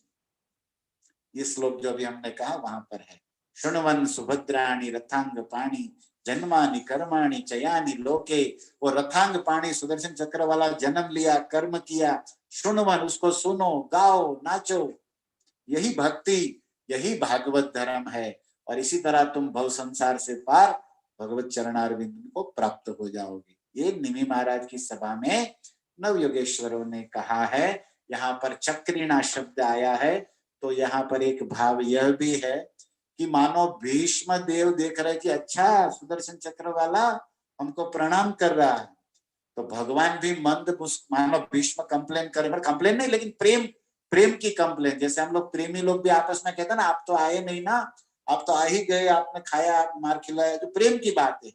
तो उसमें मानो भीष्म कहे कि तुमने ही हमको सुलाया बाणों की शैया पे, तीर आर पार करा दिए, मतलब मजाक में। तो भगवान भी मुस्कुराते हुए कहते हैं कि दादा हमने भी तो तेरे लिए मेरी प्रतिज्ञा तोड़ डाली, क्योंकि तुमने प्रतिज्ञा ले ली थी कि कल कृष्ण को शस्त्र उठाऊंगा, उठवा के रहूंगा, और भगवान ने विश्व विख्यात प्रतिज्ञा ली थी कि युद्ध शस्त्र न गृह्णामि। महाभारत में कृष्ण बोले हैं कि पार्थ मैं युद्ध में कभी शस्त्र नहीं लूंगा, ये लिख लो तुम, ये मेरी प्रतिज्ञा है। तो मैंने अपनी विश्व विख्यात प्रतिज्ञा भीष्म आपके लिए छोड़ी थी। मानो भगवान यहाँ मंद मुस्कुराते हुए मन में कह रहे कि तुम कंप्लेन मत करो, हमने भी तो किया है आपके लिए। क्या किया? बोले मैंने अपनी प्रतिज्ञा तुम्हारी प्रतिज्ञा के लिए तोड़ी थी और चक्र हाथ में ले लिया था। महाभारत के 9वें दिन युद्ध में, 18 दिन युद्ध चला, उसमें भीष्म 10वें दिन में गिरे बाणशैया पर, उसके एक दिन आगे 9वें दिन कृष्ण ने हाथ में रथ का पहिया चक्र की तरह उठाकर भीष्म को मारने के लिए दौड़े थे। तो उस समय भीष्म ने अपने धनुष छोड़ के बोला था, आओ केशव, इसी दिन का तो इंतजार है, मुझे जो वरदान मिला है ना इच्छा मृत्यु का, सफल करूंगा, मारो मुझे। लेकिन अर्जुन ने रोक लिया, वो आगे स्तुति में बात आएगी। तो मानो उस लीला का भी स्मरण हो रहा है कि कृष्ण को चक्री ना कह के मानो भगवान कह रहे कि तुम तो जानते हो ना, तुम्हारे लिए ही मैंने चक्र लिया था हाथ में, तुम्हारी प्रतिज्ञा रखने के लिए। तो हम भी तो मानते हैं आपको दादा। इस तरह प्रेमी भक्त का और भगवान का संवाद हो रहा है। लेकिन बाहर से नहीं, ये सब आचार्यों के भागवत सुनते हैं ना, तब हमें ये रस प्राप्त होता है। नहीं तो बाहर से तो एक ही मिनट में श्लोक खत्म हो जाता है कि पितामह भीष्म पढ़े थे और पांडवों के साथ कृष्ण ने देखा और प्रणाम किया, आगे बढ़ो। लेकिन कैसे आगे बढ़े? हमें तो यही पहुंचना है, इससे आगे तो बढ़ना ही कहाँ है। जहां भगवान हो, जहां भक्त हो और उनकी लीला और प्रेम का रस आस्वादन हो रहा, वही तो पहुंचना है। उसके आगे जाना भी किसको है? अरे हमारी भक्ति की यात्रा ही इतनी सुंदर है कि मंजिल में जाने का, मिलने का मौका, मजा यही मिल जाए। कभी कभी सफर में ही इतना आनंद होता है कि उस स्थान पर पहुंचने पर उतना नहीं होता। जैसे हम लोग वृंदावन यात्रा करते हैं, दिल्ली कहीं भी, तो रास्ते में जो मजा होता है ना, ट्रेन में थेपला खोलो, नाचो गाओ कीर्तन करो, और रास्ते में ही मजा है। इस तरह हमारी ये जो भक्ति का मार्ग है ना, श्रवण कीर्तन, प्रभुपाद ने डांसिंग फिस्टिंग चैंटिंग, इसी में मजा है। अब गोलोक जाके तो और मजा है, लेकिन वहां पहुंचे बिना यहाँ ही मजा है। यही गोलोक वृंदावन का वातावरण हो गया। तो मंजिल भी इतनी सुंदर है, लेकिन मंजिल को पाने का रास्ता उससे भी सुंदर है। तो मिलन, मिलने में तो है ना, बिछड़ने क्या दुख भरा है, लेकिन मिलने की जो आशा है ना, उसमें असली आनंद है। इसी को विप्रलम रस कहा है हमारे आचार्यों ने, और इसी रस का आस्वादन करने के लिए महाप्रभु आए थे, जो ब्रज की गोपियों ने किया था। तो ये सब बातें लास्ट तक जाती है। तो भक्तों के बीच हम बैठे हैं, इसलिए सब सुना रहे। तो इस तरह क्या किया सुदर्शन धारी, अभी सुदर्शन लिया नहीं है, लेकिन सुदर्शन दिखता नहीं है, लेकिन नित्य है, आप ध्यान रखिए। देखो, मतलब अभी आप लोग तो भक्त हो, नहीं तो नए हम लोग जो भक्ति सिद्धांत नहीं जानते हैं ना, भक्त के तत्व को, ये सब क्वेश्चन करते हैं कि सुदर्शन तो था नहीं, तो फिर चक्रीना क्यों कहा गया? अरे था नहीं फिर भी था। आप कहोगे था नहीं फिर भी था, अरे नित्य भगवान जब आह्वान करे प्रकट हो जाता है, उसको साथ में रखने की जरूरत नहीं। जैसे हम लोग गीता एक बार सुना रहे थे, तो एक व्यक्ति हमको प्रश्न किया कि प्रभु जी आप बताए कि गीता में अर्जुन का रथ चलाते हुए कृष्ण ने शंख फूंका। बोले गीता में लिखा। तो शंख लेके गए थे क्या द्वारका से? मतलब धोती में कोई जेब बनाया था क्या, खिस्सा कि भाई उसमें शंख डाल दो? रुक्मणी को बोलेंगे, जैसे हम लोग बाहर से निकलते ऑफिस से, तो मेरी घड़ी कहाँ है, मेरा पर्स कहाँ है, मेरा रुमाल कहाँ है, तो पत्नियां देती रहती है ना। तो कृष्ण ने भी रुक्मणी को कहा, भैया मेरी सुनो, मेरा शंख डाल देना है, मेरा चक्र भी रख देना। अब धोती में तो कोई जेब ही नहीं है, और ना तो लेकिन भगवान जब बोले तब प्रकट हो जाता है चक्र, राइट? भगवान जब बोले तब 5 जन्य शंख प्रकट हो जाता है। ऐसा नहीं शंख बजा के भी भगवान ने अर्जुन को कहा कि भाई इसको रखेंगे कहाँ, तिजोरी में कहाँ रखेंगे, और शंख बजा के अदृश्य हो गया। ये तो भगवान के आभूषण, भगवान के अस्त्र शस्त्र भी भगवान की तरह दिव्य है। इसलिए श्रील प्रभुपाद ने लिखा है कि कभी कभी दिखाया गया है कि अग्निदेव ने चक्र दिया, इस शिव जी ने दिया, लेकिन भगवान के ये नित्य अस्त्र शस्त्र है। लेकिन लीला में भगवान इस तरह दिखाते हैं, देवताओं के द्वारा प्राप्त हुए सौभाग्य है। जैसे रुक्मणी भीष्मक राजा ने दान दिया अपनी पुत्री का कृष्ण को, लेकिन आपको समझना चाहिए कि ये रुक्मणी तो भगवान की नित्य प्रिया है। वो तो भीष्मक के यहाँ प्रकट हुई लीला में और भीष्मक ने उसका पाणी ग्रहण कराया। तो भीष्मक ने दिया तो ये तो लीला है, लेकिन तत्व से वो पहले से उन्हीं की प्रिया है। ये तो केवल प्रकट हुए और अभी मिल रहे हैं। इसका मतलब ये नहीं कि इसने दिया, ये तो इन्हीं का है, पहले भी इन्हीं का था। ये भक्त इस बात को समझता है। मैं आशा करता हूं आप लोग भी सोए नहीं होंगे तो समझ ही रहे होंगे इन बातों को। तो भगवान का चक्र दिव्य है, भगवान का सब कुछ दिव्य है। जन्म कर्म चमे दिव्य, और इसी को इस तरह तत्व से और लीला रस दोनों से समझेंगे तो आनंद की भी प्राप्ति होगी और साथ साथ में हमारे हृदय का शुद्धिकरण भी होगा। हमारा हृदय निर्मल होगा, मधुवन पवित्र होगा, और इस तरह हम कृष्ण प्रेम की प्राप्ति करके भगवत धाम या नित्य लीला को प्राप्त कर सकते हैं। 5वें श्लोक में आगे बढ़ते हैं। जब इस तरह भगवान खड़े हो गए, प्रणाम किए भीष्म पितामह के आसपास, तो सूत जी आगे कथा सुनाते कि अचानक विश्व ब्रह्मांड से, पूर्व से, पश्चिम से, उत्तर से, दक्षिण से, ईशान, अग्नि, नेतृत्व, वायव्य, अप एंड डाउन, 10 दिशाओं से दिव्य तेज, दिव्य आनंद के साथ हजारों ऋषि मुनि प्रकट होने लगे। और उन ऋषियों का आगमन का वर्णन करते हुए सूत जी कहते हैं, तत्र ब्रह्मर्षयो सर्वे देवर्षयश्च सत्तमा राजर्षयश्च तत्रासन् द्रष्टु भरतपुंगवम्। तत्र ब्रह्मर्षय सर्वे, सर्वे ऑल, सब, जितने भी ब्रह्म ऋषि थे वे सब, देवर्षय, जितने भी देव ऋषि थे वे सब, राजर्षय, राजर्षि जितने थे वे सब, तत्र आसन, उसी समय उसी स्थान पर आसन आ गए। क्यों आ गए? द्रष्टुम भरत पुंगव, भरत वंश का ये सर्वश्रेष्ठ पुरुष गंगा पुत्र पितामह भीष्म का दर्शन करने के लिए आ गए। क्यों? अरे भैया दर्शन पवित्र करो, यही तुम्हारा गुण। भगवान के भक्तों का दर्शन करने से सारे पाप नष्ट होते हैं और हम परम पवित्र हो जाते हैं। इन बात को सब साधु जानते हैं। इसलिए भीष्म का दर्शन करने ब्रह्मांड से, त्रिभुवन से, ऐसा नहीं केवल पृथ्वी से, स्वर्ग से, ये देव ऋषि है ना। देव ऋषि मतलब क्या? देवलोक है, स्वर्ग लोक, जन लोक, तप, ये सब देवलोक माना जाता है, पृथ्वी लोक के ऊपर का। और उसमें जो ऋषि का काम करते हैं उसको देवर्षि कहते हैं। तो स्वर्ग से भी कुछ लोग आए थे, नीचे पाताल से भी, 14 ब्रह्मांड से सारे देवर्षि, सारे राजर्षि, सारे ब्रह्मर्षि इस भरतवंशी महापुरुष पितामह भीष्म का दर्शन करने के लिए तत्रासन, मतलब जूम में नहीं देख रहे थे। उनके पास, सबके पास ये क्वालिटी है। हम लोग को तो अभी जूम मिला ना, टेक्नोलॉजी हम लोग एडवांस है, लेकिन हम लोग एडवांस कभी हो नहीं सकते इन ऋषियों से। ये सब कश्यप, अंगिरा, जिनका नाम अभी आगे आएगा, परशुराम या जिसका भी नाम अभी पढ़ने जा रहा हूं उसके नेक्स्ट वाले श्लोक में, तो ये जितने भी ऋषि है अपने आश्रम में बैठे बैठे भी, त्रिकाल ज्ञानी है वशिष्ठ, भीष्म क्या बोलेंगे वहां बैठे बैठे भी सुन सकते हैं। लेकिन लाइव में जो सामने बैठकर गुरु के चरणों में बैठकर, साधु के चरणों के बैठकर जो कथा का आनंद है ना, वो इन यंत्रों से कहाँ हो सकता है। लेकिन नहीं मामा करता काणो मामो શું ખોટો है, गुजराती में क्या ना, something is better, nothing that, कुछ नहीं है तो कुछ तो है, तो चलाना पड़ता है, हम लोग की समस्या है। नहीं तो जो आनंद गुरु महाराज के, वैष्णव के चरणों में सन्मुख बैठकर, क्योंकि उसमें उनकी आंखों से, मुख से तो प्रवचन होता है लेकिन आंखों से करुणा बहती है, और इसी करुणा के प्रसाद से हम प्रवचन को पचा सकते हैं।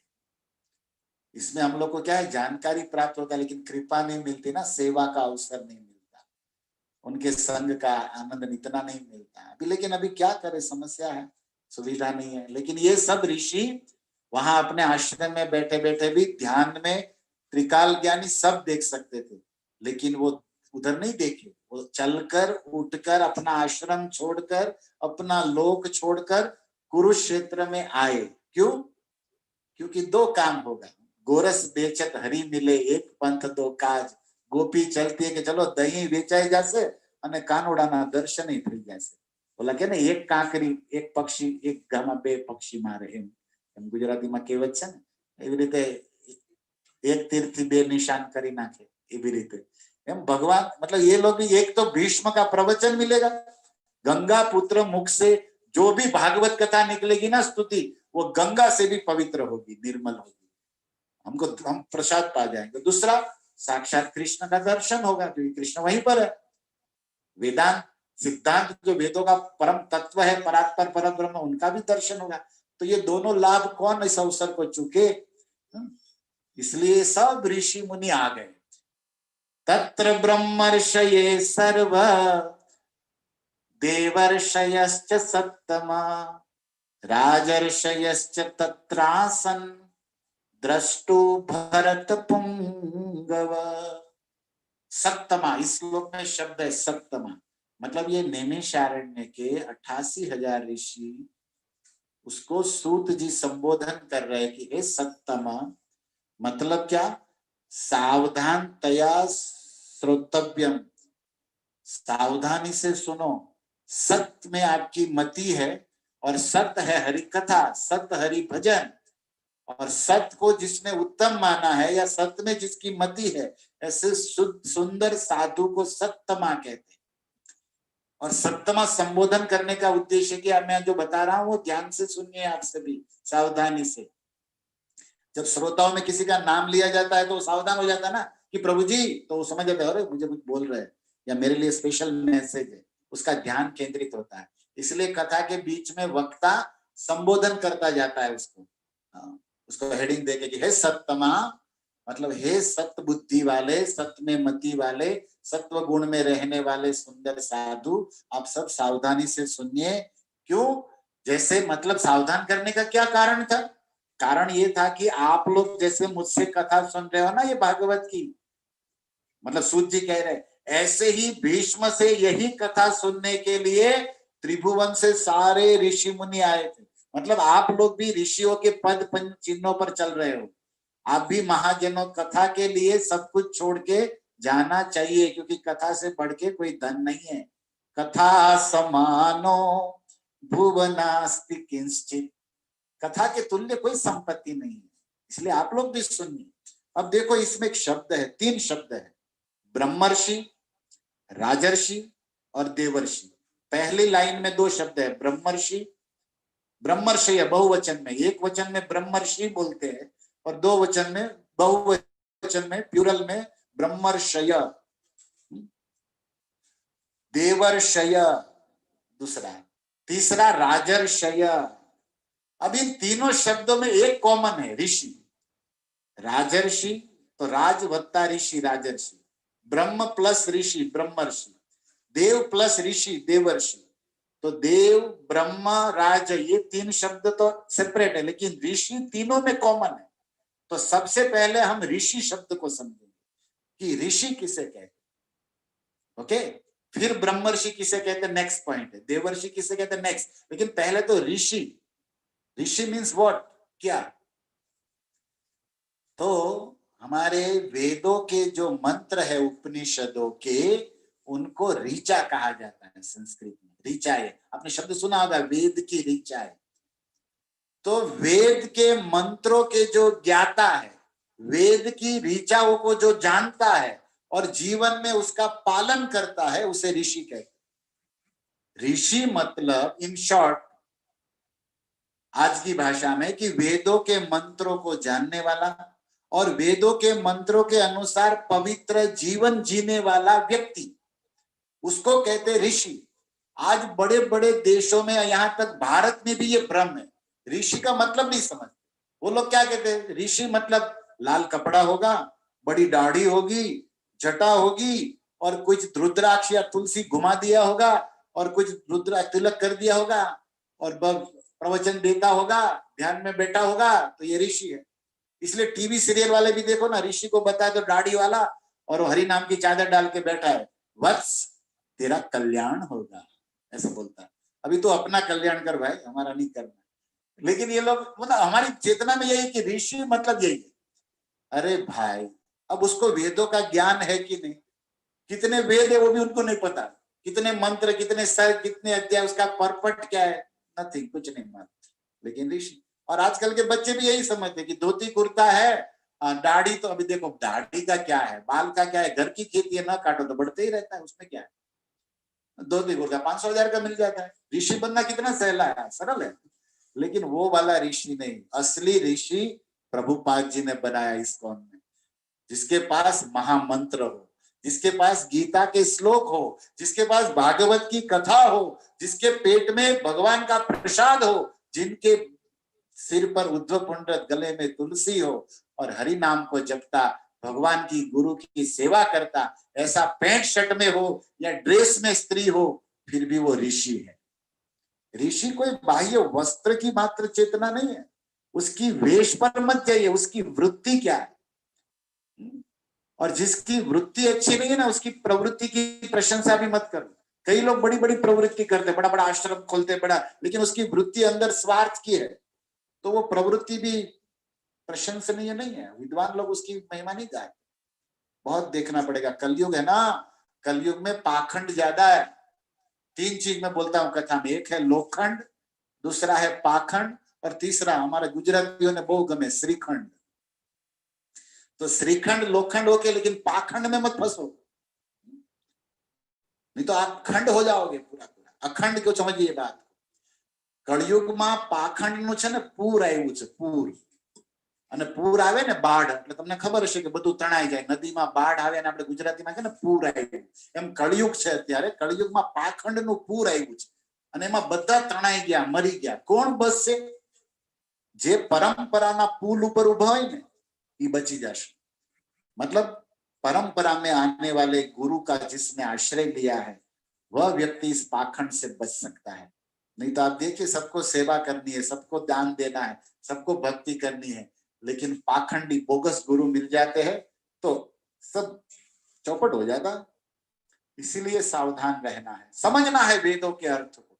अब आप ऋषि शब्द का अर्थ समझ रहे हैं कि वेद के मंत्रों का जिसे ज्ञान हो, फिर उसका वेश कैसा भी हो, नथिंग मैटर, वो प्रसंग के अनुसार वेश धारण करेगा।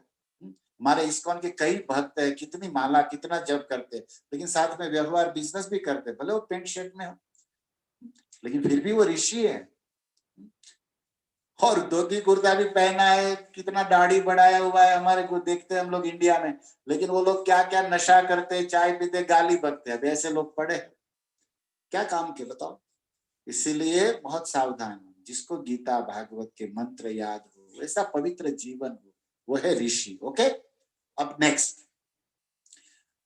इसमें 3 बताया गया है, ब्रह्मर्षि, राजर्षि, देवर्षि। ब्रह्मर्षि किसे कहते हैं?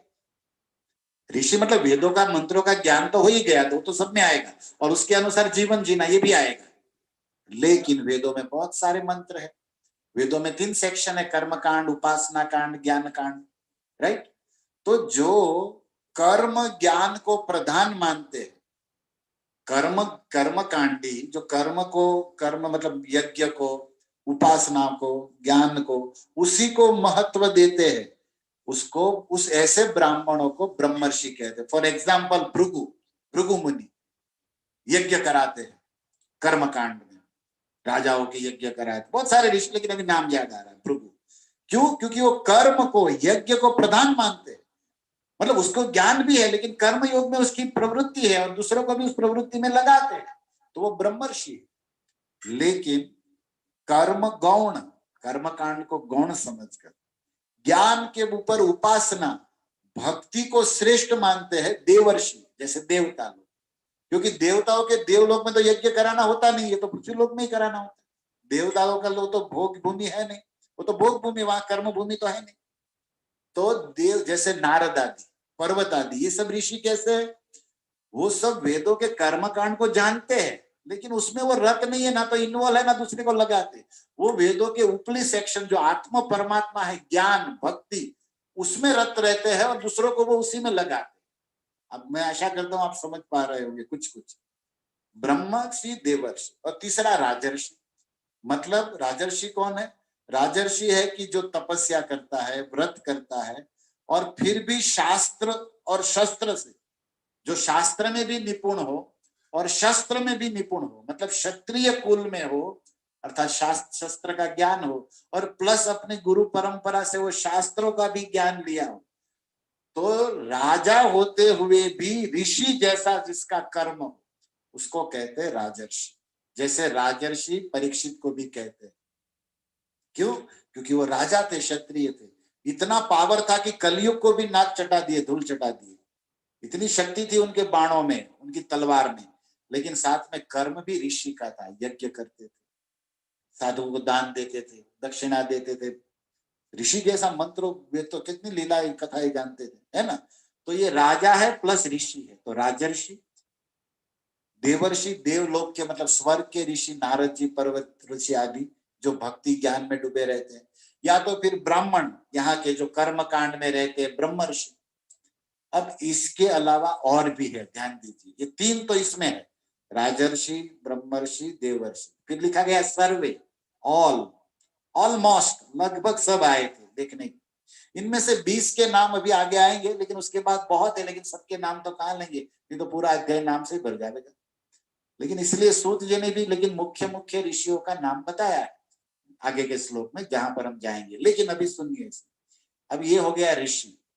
तो पहला तो ऋषि, मंत्रों का ज्ञान, उसी अनुसार जीवन। उसमें ब्रह्मर्षि, कर्मकांड और कर्मकांड कराना है। उसमें फिर देवर्षि, देवताओं का ऋषि। उसमें फिर राजर्षि, राजा और ऋषि, या ऋषियों में जो राजा है वो राजर्षि। राजर्षि का दो अर्थ है, एक राजा प्लस ऋषि। लेकिन ऋषि जितने हैं और उसमें जो मेन हो, उसको भी ऋषियों का राजा राजर्षि कहा जाता है। लेकिन यहाँ राजर्षि जो भी हो, दोनों दोनों ही समझिए। लेकिन उसके बाद है सप्तर्षि, आपने नाम सुना होगा। वायु सप्तर्षि ना, मनु महाराज की सत्ता में आकाश में सप्त तारा आपको दिखता होगा। ध्रुव महाराज को वरदान दिया भगवान ने, सप्तर्षि तुम्हारी परिक्रमा करेंगे। तो सप्तर्षि, ज्ञानर्षि, ऋषियों में भी आया है, बहुत बात है, लेकिन मैं उसकी ज्यादा लंबा न करते हुए एक विशेष बात बताना चाहूंगा। हमें क्या बनना है जानते? आप प्रश्न कर सकते हो, हम क्या है, ब्रह्मर्षि है, देवर्षि है, राजर्षि है, क्या है? हम ये कुछ न हो या सब कुछ हो, हमें प्रेम ऋषि बनना है। हमें कृष्ण प्रेम तत्व को जानना है, कृष्ण की और उनके भक्तों की प्रेम भरी सेवा करनी है। हमें कौन सा ऋषि बनना है?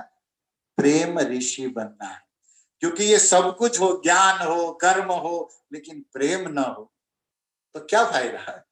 तो हमारा ऋषि मतलब, हम भले गृहस्थ रहे, स्त्री रहे, अपने अपने अपने अनुसार, गुजराती है तो हम लोग गुजराती जैसा वस्त्र पहनेंगे, आप लोग उस देश में रहते तो अखंडी वैसा वस्त्र पहनना पड़ेगा, उससे मतलब नहीं है।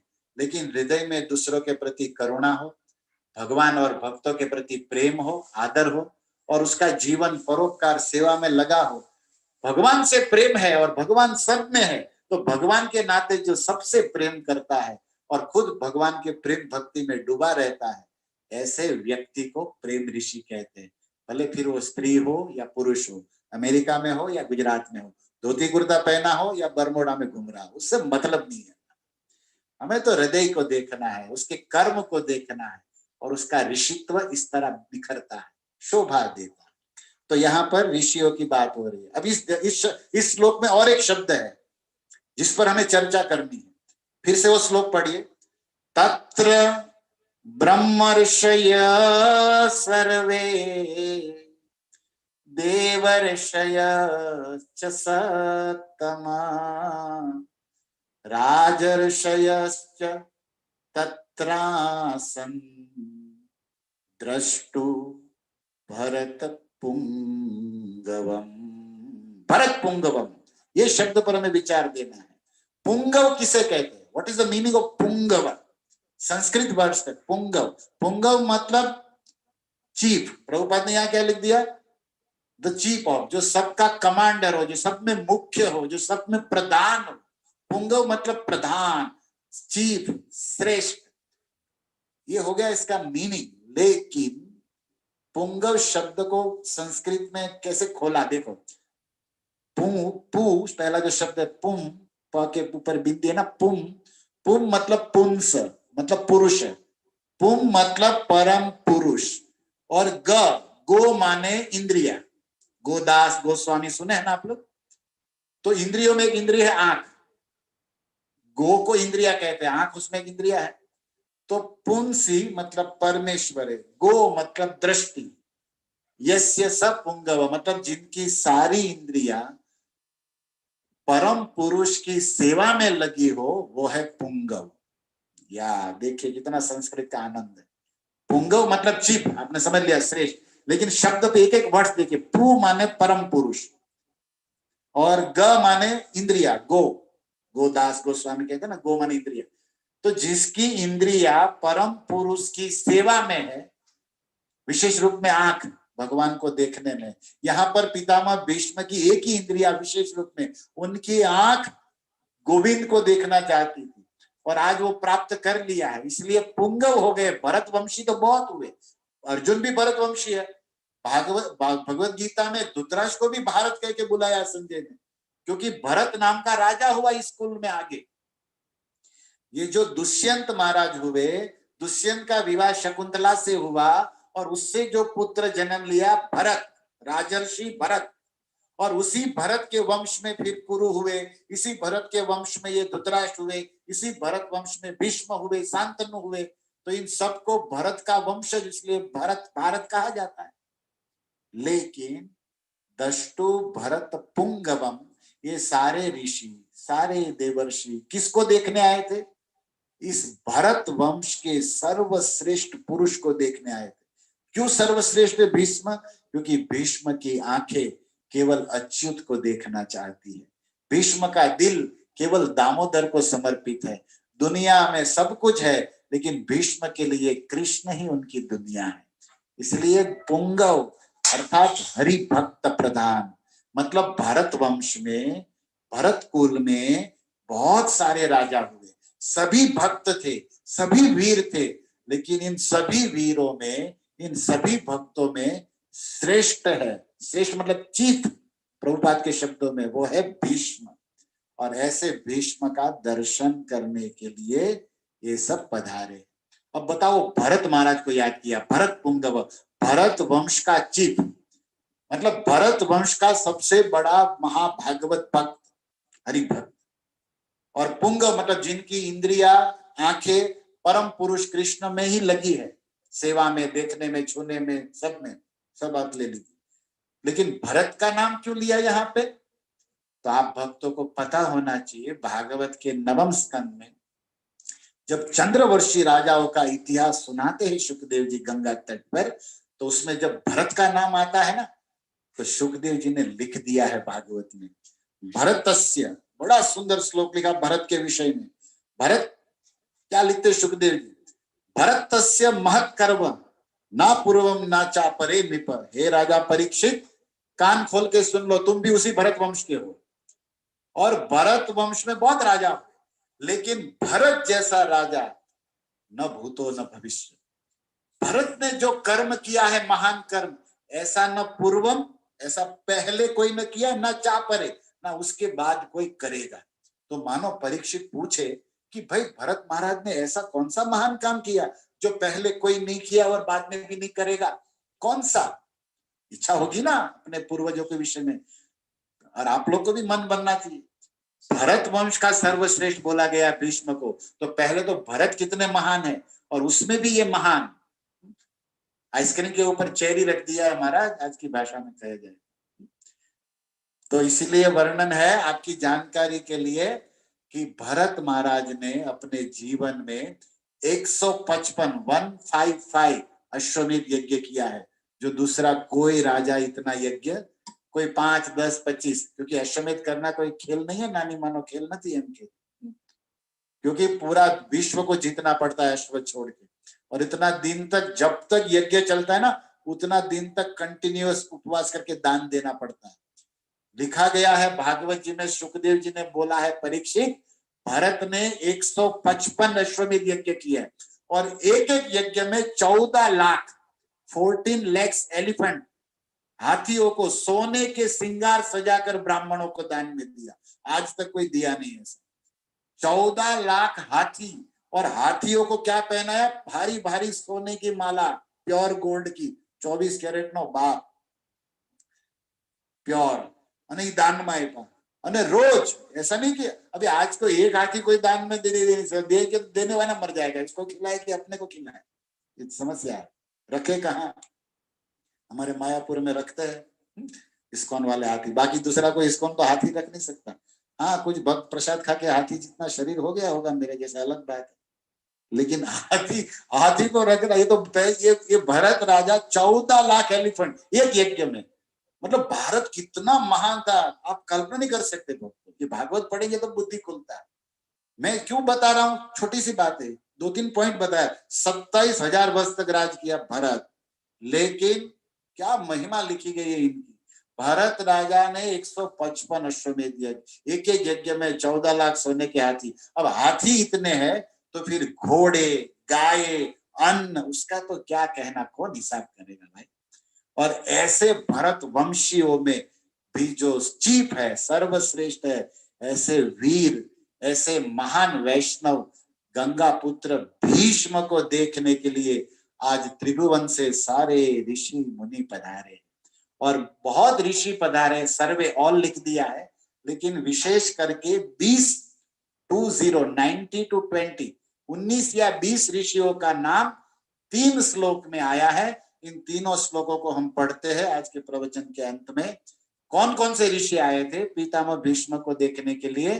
तो सूत जी कहते हैं, पर्वतो नारदो धौम्यो भगवान बादरायण बृहदश्वो भरद्वाज सशिष्यो रेणुकासुतः वशिष्ठ इंद्र प्रमद स्त्रीतो गुत्मसदो असित कक्षिवान गौतमो अत्रिश्च कौशिकोऽथ सुदर्शन अन्ये च मुनयो ब्रह्मन् ब्रह्मरा तदयो अमला शिष्य रूपे त्वा जग्मु कश्यप अंगीरसादय। 6, 7 और 8 3 श्लोक हमने बोला, जिसमें टोटल 19 ऋषियों का नाम है। इसमें देखो, पर्वतो नारदो धौम्यो, पर्वत मुनि आए, नारद मुनि आए, ये सब देवलोक से आए। धौम्य ब्रह्मर्षि है। धौम्य क्या है? ब्रह्मर्षि, इस पृथ्वी लोक के देवता है। और ब्रह्मर्षि का क्या हमने बताया था? जो कर्म कांड में जो ब्राह्मण मंत्रों के ज्ञाता है और उसमें रत है, और अपने आश्रित शिष्यों को भी उसमें रत कराता है। और भगवान बादरायण स्वयं वेदव्यास तो वहीं पर थे। बृहदश्व भरद्वाज, बृहदश्व नाम के साधु भरद्वाज मुनि, और लास्ट में लिखा सशिष्य, ये लोग अकेले नहीं आए, अपने शिष्यों के साथ। और उसमें कौन थे मुख्य? रेणुकासुत। 6 नंबर श्लोक का लास्ट ऋषि का नाम है रेणुकासुत। रेणुकासुत कौन है? रेणुकासुत है परशुराम। परशुराम के पिता का नाम है जमदग्नि, और परशुराम की माता का नाम है रेणुका। रेणुकासुत मतलब परशुराम अकेले नहीं आए, अपने कई हजार शिष्यों को लेकर आए। मतलब ये एक एक ऋषि अकेला नहीं, सब ऋषियों के साथ अपना शिष्य है। क्योंकि पहले के गुरु लोग बड़े उदार होते थे, वो सब गुरु चाहते थे कि मेरा शिष्य मेरे से भी आगे बढ़े भक्ति में, ज्ञान में, भगवत साक्षात्कार में, इसलिए जहां भी जाते थे साथ में ले जाते थे। आजकल के कलयुग के गुरु जैसे नहीं है कि चेलों को अपने ही पिटारी में बंद रखे, बोले आगे दूसरे का मत सुनना, नहीं तो मेरे को छोड़ देगा, मेरे से भी आगे बढ़ जाएगा, इसलिए मेरा जितना है उतना ही सुनते रहो। ऐसा है भाव। हम देखते हैं दुनिया में सब ड्रामा। लेकिन ये रेणु का देखो, परशुराम भगवान है एक रूप से, भगवान वेदव्यास भी भगवान है, लेकिन ये भगवान होकर सब सुनने जा रहे हैं, जो सब कुछ जानते हैं फिर भी सुनने जा रहे हैं। ये बहुत इसमें रहस्य है, जिसको हम कल सुनाएंगे इन श्लोकों को। लेकिन यहाँ पर समाप्ति में एक सुंदर लास्ट पॉइंट सुन लीजिए कि रेणुका सूत भीष्म से सुनने आए हैं परशुराम, तो फिर क्या, परशुराम तो भीष्म के गुरु है, आप सब जानते हैं। ये जो वेद शास्त्रों का ज्ञान और ये वेद के ये जो क्या बोलते हैं अस्त्र शस्त्रों का ज्ञान भीष्म किससे लिए, परशुराम से। महाभारत में वर्णन है, गंगा जी ले गई थी भीष्म को और परशुराम से ये सब शस्त्र कला दिलवाई। और वशिष्ठ कौन है, वशिष्ठ ने वेदों का ज्ञान दिया था भीष्म को, वेद इनसे पढ़े है भीष्म, ये सब हम कल सुनाएंगे सार रूप में। लेकिन आप देखिए कि गुरु है और शिष्य से सुनने आया है, यही तो भागवत है। जय कृष्ण तत्ववेता सही गुरु है। हाँ देखो, परशुराम गुरु है, भगवान है। जैसे परशुराम देखे वेदव्यास भगवान है और नारद व्यास के भी गुरु है।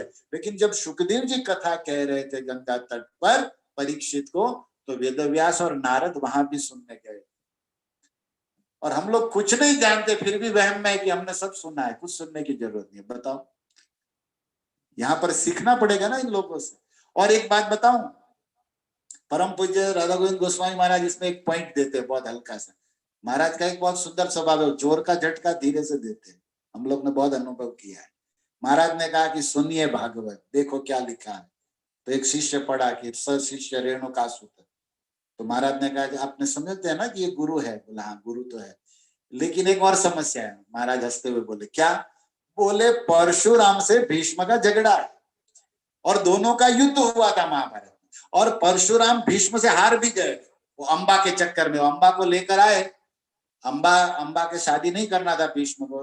मेरे विचार से आप सब ये स्टोरी जानते हो राइट। उसका एक पार्ट सुन, एक मतलब एक मैसेज देखिए। अंबा ने परशुराम से कहा कि आपके शिष्य भीष्म को बोलो कि मुझसे शादी करे। और परशुराम आए, गंगापुत्र ने प्रणाम किया, बोले सुनो बेटा क्या, बोले अंबा से शादी करो। भीष्म ने कहा कि सॉरी मैं प्रतिज्ञा ले चुका हूं, मैं तो आजीवन ब्रह्मचारी। बोले नहीं मैं बोल रहा हूं ना तुम शादी करो। अब देखो, गुरु होके कह रहे हैं कि शादी करो और शिष्य मना कर रहा है। आजकल के गुरु मना करते, शिष्य लोग को फंसना है सामने से कि महाराज मैं गोती ले दीजिए। महाराज के चढ़ी जा चक्कर है तो बीजू सुन तू ही क्या करेंगे बताओ। यहाँ गुरु कह रहा है कि शादी करो, शिष्य कह रहा है कि नहीं, भीष्म कह नहीं करूंगा। अरे मैं तुमको बोल रहा हूं, मैंने इसको बोला है कि मैं शादी कराऊंगा। भीष्म ने कहा तो आपने खुद नहीं किया, हमको फंसा रहे हो। परशुराम ब्रह्मचारी है तो परशुराम बोले आप तो नहीं किए, जो काम आप नहीं किए हमसे कराओगे। और मैं आपकी आज्ञा को कभी न मानो ऐसा नहीं है, करूंगा मानता, लेकिन मेरी प्रतिज्ञा है, आप भी जानते। बोले वो कुछ नहीं जानता, मैं तोड़ दो सब करो। बोले वो नहीं तोड़ सकते। बोले युद्ध करो। बोले युद्ध कर सकता हूं। और दोनों का युद्ध हुआ है महाभारत में, ये कथा है। और उसमें परशुराम परास्त भी हुए। भीष्म तो भीष्म थे, उन्हीं की दी हुई कला थी सब। और परशुराम खुश हो रहे थे, ये भी ध्यान दीजिए। सर्वत्र विजयम इच्छेत, लेकिन पुत्रात शिष्यात पराजय इच्छेत। ये गुरु का, बाप का काम है कि दुनिया में विजय चाहता, लेकिन अपने बेटे से हारना ही जीत है, अपने शिष्य से हारना ही उसकी जीत हो जाती है। ये गुरु की महिमा हो जाती है। तो गुरु या बाप अपने सब जगह विजय चाहता, लेकिन अपने शिष्यों से तो पराजय हो जाए ना, उसी में उसका आनंद है, उसी में उसकी जीत है। ये सब बातें आप समझते होंगे, पर नहीं समझे तो मैंने कहा ना, महामंत्र खाओ, महाप्रसाद खाओ, महामंत्र जपो, बाकी का ठाकुर जी देख लेंगे सब, और क्या करेंगे, नहीं समझते। लेकिन महाराज ने सुनाया कि जब भागवत की बात हो और भागवत के तत्व को, भागवत के रहस्य को परंपरा से कोई वैष्णव जानता हो, तो उनके चरणों में जाकर सुनो। फिर उनसे तुम्हारा झगड़ा है या वो तुम्हारे ग्रुप का नहीं है, तुम्हारा काउंसलिंग कुछ भी हो मत देखो, नहीं तो रह जाओगे महाराज, रह जाओगे। देखो यहाँ पर झगड़ा है, इनका जमता नहीं है। लेकिन परशुराम ने ये नहीं देखा कि ये मेरा शिष्य है, ये मेरे से बनता नहीं। उसने क्या देखा कि ये भागवत तत्व बोलेगा और मुझे ये सुनना है, मेरे जीवन का लक्ष्य। इसलिए अगला पिछला सारा जो संबंध खराब था, जो रिश्ता नहीं था, वो जो सब छोड़ो साइड में। भागवत की बात आती है, भगवत तत्व विज्ञान की बात आती है, तो दास दासानुदास भाव से चरणों में बैठकर सुनने में ही हमारा उद्धार है। नहीं तो हम रह जाएंगे, मिस कर देंगे ये बड़ी फॉर्चुनिटी हमारे जीवन से, अपॉर्चुनिटी। इसलिए देखो भागवत सब प्रकाश करता, तो गुरु है फिर भी सुनने गए। झगड़ा था फिर भी वो सब भुला दिए, बोले वो सब साइड में, वो तो चलता रहता है। ऐसे हमारे भी होता है ना, मैनेजमेंट में सब होता रहता है, लेकिन कीर्तन में भागवत में सबको साथ में नाचना गाना सुनना है, क्योंकि हम सब कृष्ण के हैं, इस्कॉन के, प्रभुपाद के, वहां ये सब कचरा नहीं लाना चाहिए, नहीं तो रह जाएंगे, पॉलिटिक्स करेंगे तो फंस जाएंगे भाई। तो मैं यहाँ पर समाप्त करने जाऊंगी, समय बहुत हो गया। ऐसे मुझे आज मैं 10 मिनट ज्यादा बोल दिया, प्रश्न उत्तर का समय भी मतलब नहीं रहा, लेकिन ओके, कल सुनेंगे। यहाँ पर सब साधु लोग आए हैं और साधुओं का नाम लिया जा रहा है और सब शिष्यों के साथ आए हैं, और मानो बहुत शिक्षा है उसमें कि गुरुओं को चाहिए कि अपने से ज्यादा कोई जानने वाला बोलने वाला साधु है तो अपने शिष्यों को भी ले जाए और उनको भी भागवत कथा, भागवत प्रेम, विज्ञान तत्व जान के उनका उद्धार हो। यही तो गुरु की करुणा मानी जाएगी, उदारता मानी जाएगी, नहीं तो संकीर्णता में अपने शिष्य का भी गुरु नुकसान कर देगा। तो ये सब कलयुग में होता है, लेकिन भागवत तो भागवत है, परम प्रकाश डालता है सभी सभी चेतनाओं पर। तो यहाँ पर सारे ऋषि मुनि भीष्म का दर्शन करने आए हैं। दर्शन का अर्थ केवल उसके शरीर का मत समझिए, दर्शन मतलब फिलोसॉफी। भीष्म से भगवत कथा, भगवत तत्व सुनने आए। और सबसे बड़ा सरप्राइज क्या है, देखिए यहाँ पर सारे श्रोता खड़े हैं, कृष्ण भी खड़े, और वक्ता सोया है। हमारे कथा होता है, श्रोता सब, वक्ता बेचारा बोलता रहता है, बैठता रहता है, लेकिन यहाँ भीष्म सोए हैं, आप ध्यान दीजिए, और सब श्रोता क्या है, खड़े हैं। कृष्ण भी खड़े हैं, व्यास भी खड़े, प्रभुपाद ने फोटो भी यही बनाया है भागवत में, आप देखिए विष्णु का जहां भी मिलेगा बाणशैया वाला, सब खड़े, तो सब खड़े खड़े सुन रहे हैं और वक्ता सोए सोए बोल रहा है। ये भी एक आश्चर्य है, लेकिन सब सुनेंगे क्योंकि भीष्म कृष्ण भक्ति, कृष्ण प्रेम गंगा का प्रवाह अपने मुख कमल से बहाएंगे, और इसी का हम भी प्रभुपाद की कृपा से कुछ आस्वादन करेंगे। हरे कृष्णा कृष्णा कृष्णा कृष्णा हरे हरे, हरे हरे राम राम राम हरे।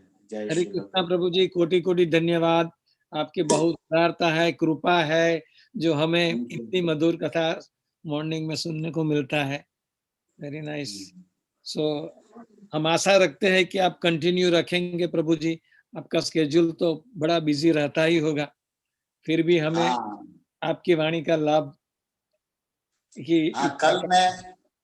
कल मैं भावनगर से द्वारका, अभी मेरा टिकट है, अभी हम लोग जा रहे हैं कुछ वक्त द्वारिका, तो सुबह द्वारका पहुंच जाएंगे, और द्वारिका में भी हम 2 दिन है, तो वहां मेरे कुछ प्रोग्राम और यात्रा है, लेकिन वहां भी मैं यही टाइम पे नेट बढ़िया रहेगा तो मैं प्रवचन तो कंटिन्यू करूंगा, ठीक है, तो यही टाइम पे कोई प्रॉब्लम नहीं होगा। लेकिन आगे वहां जाके द्वारकाधीश की इच्छा, अगर कुछ इधर उधर हुआ तो मैं आपको मैसेज दूंगा, अच्छा लेकिन पक्का है कि कल यही टाइम पे, लेकिन द्वारिका से मैं लाइव करूंगा। ठीक है ठीक है प्रभु जी।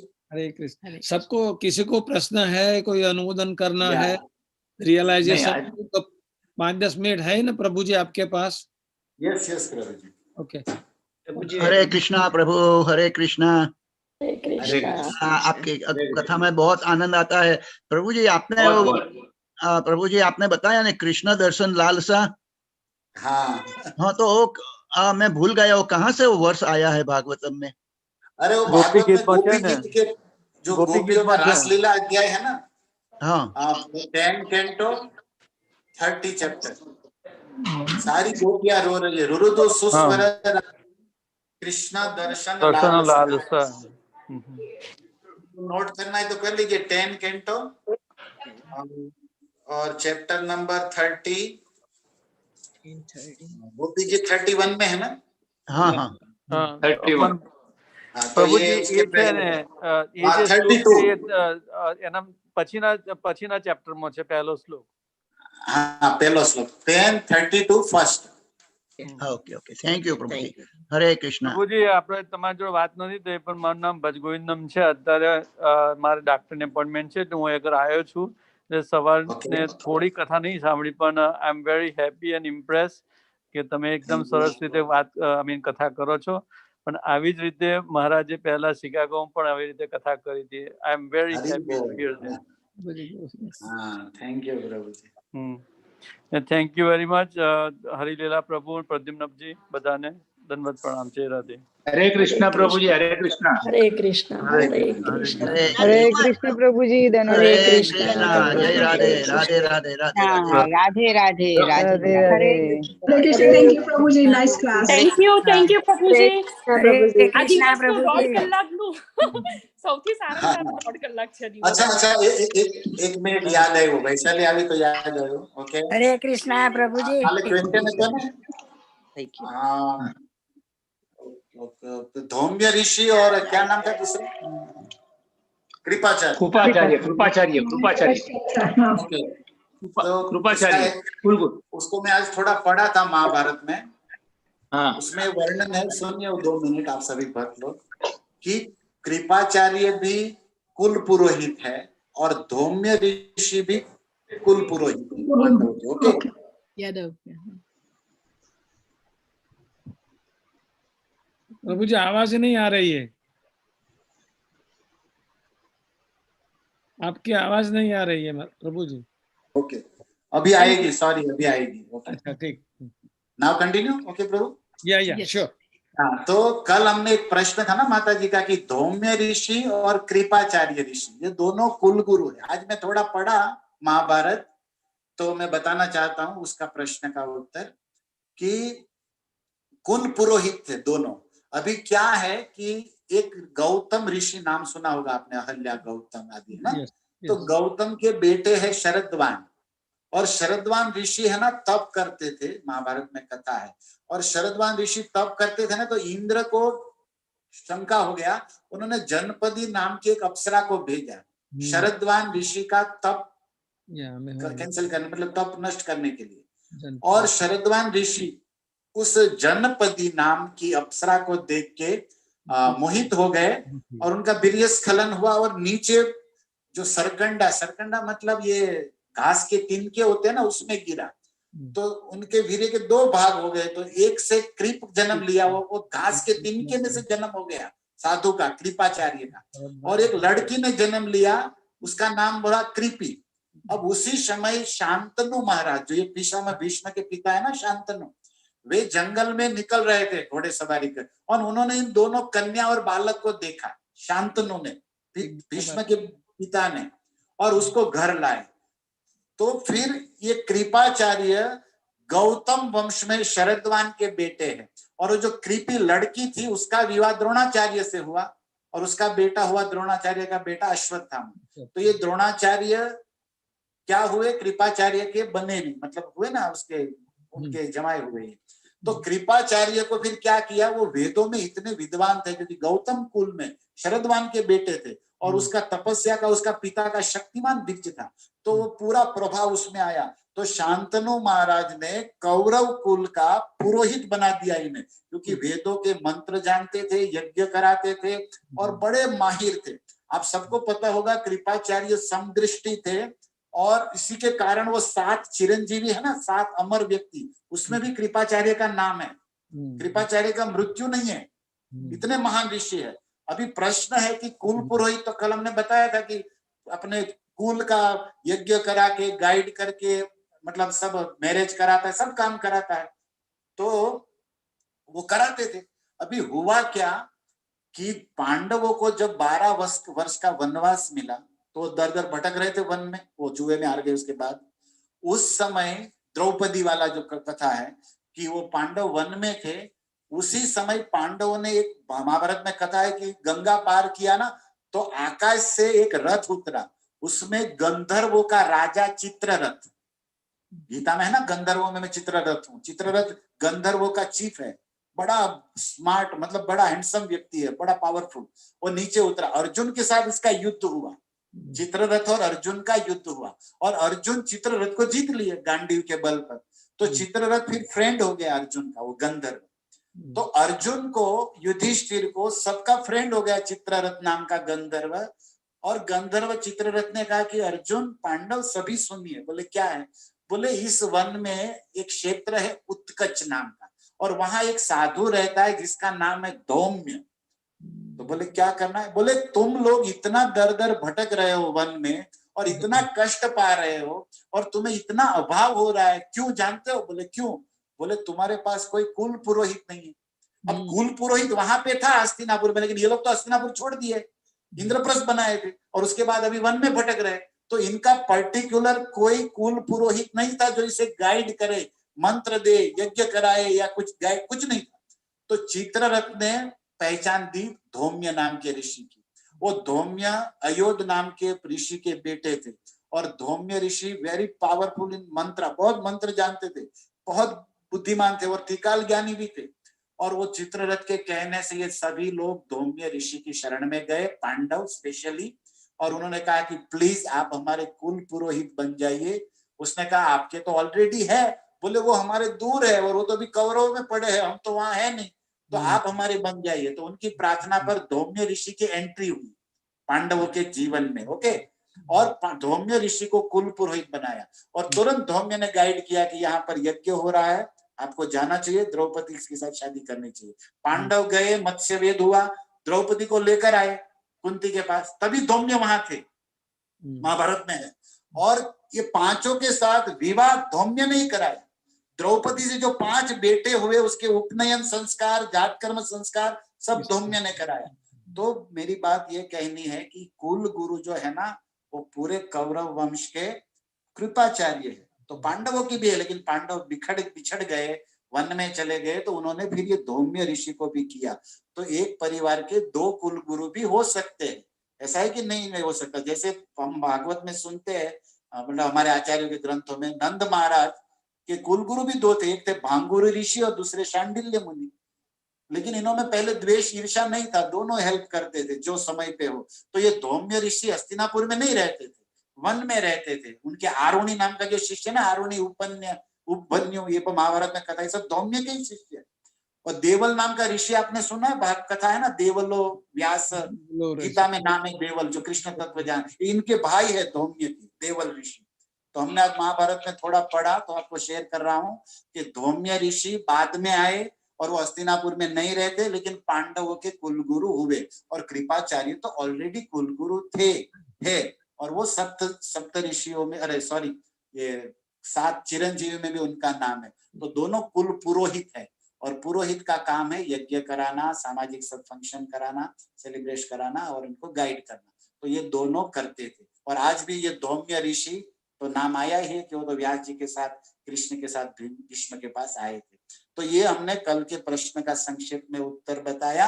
और हमने एक दूसरा अध्ययन किया था, कल का एक माता जी का और प्रश्न था कि कृष्ण स्वधाम में गए ना, उसके बाद कलयुग आया, राइट, और कलयुग के 30 वर्ष बीत गए ना, तब परीक्षित को सुखदेव जी ने भागवत कथा सुनाया। कृष्ण के स्वधाम जाने के बाद कलयुग की तुरंत एंट्री हुई, परीक्षित ने कलयुग को दमित किया और फिर जगा दिया, फिर श्राप लगा। तो इस जगह सब इसमें 30 वर्ष बीत गया और 30 वर्ष के बाद सुखदेव जी ने कथा सुनाई। मतलब पहला भागवत सुखदेव जी का कब हुआ?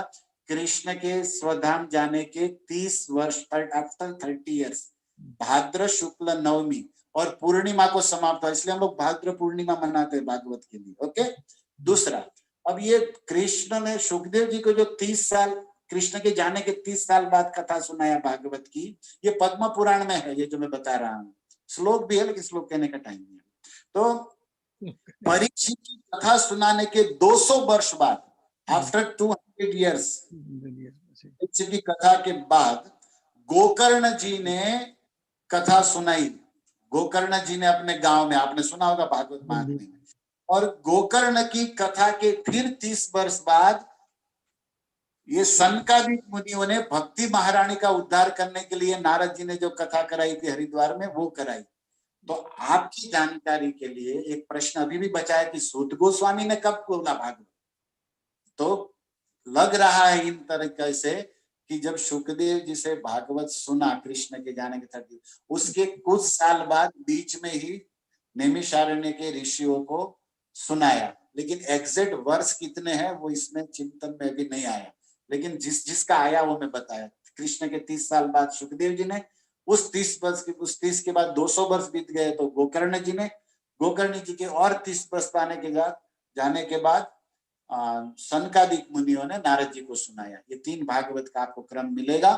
और रही बात सूत जी ने कब सुनाया सुखदेव ये नैमिषारण्य के ऋषियों को, तो ये सब बीतने के बाद सुनाया ऐसा लग रहा है, क्योंकि सूत जी ने ये सब वर्णन किया है।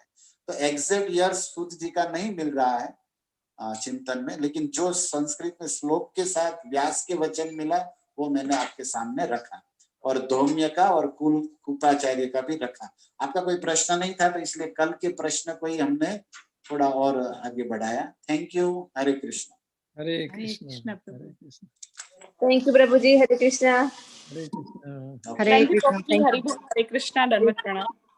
ओके, कल मिलेंगे। राधे राधे। राधे राधे। प्रभु जी द्वारकाधीश प्रभु नहीं जी आया हरे तो- कृष्णा। हरे कृष्ण। यस।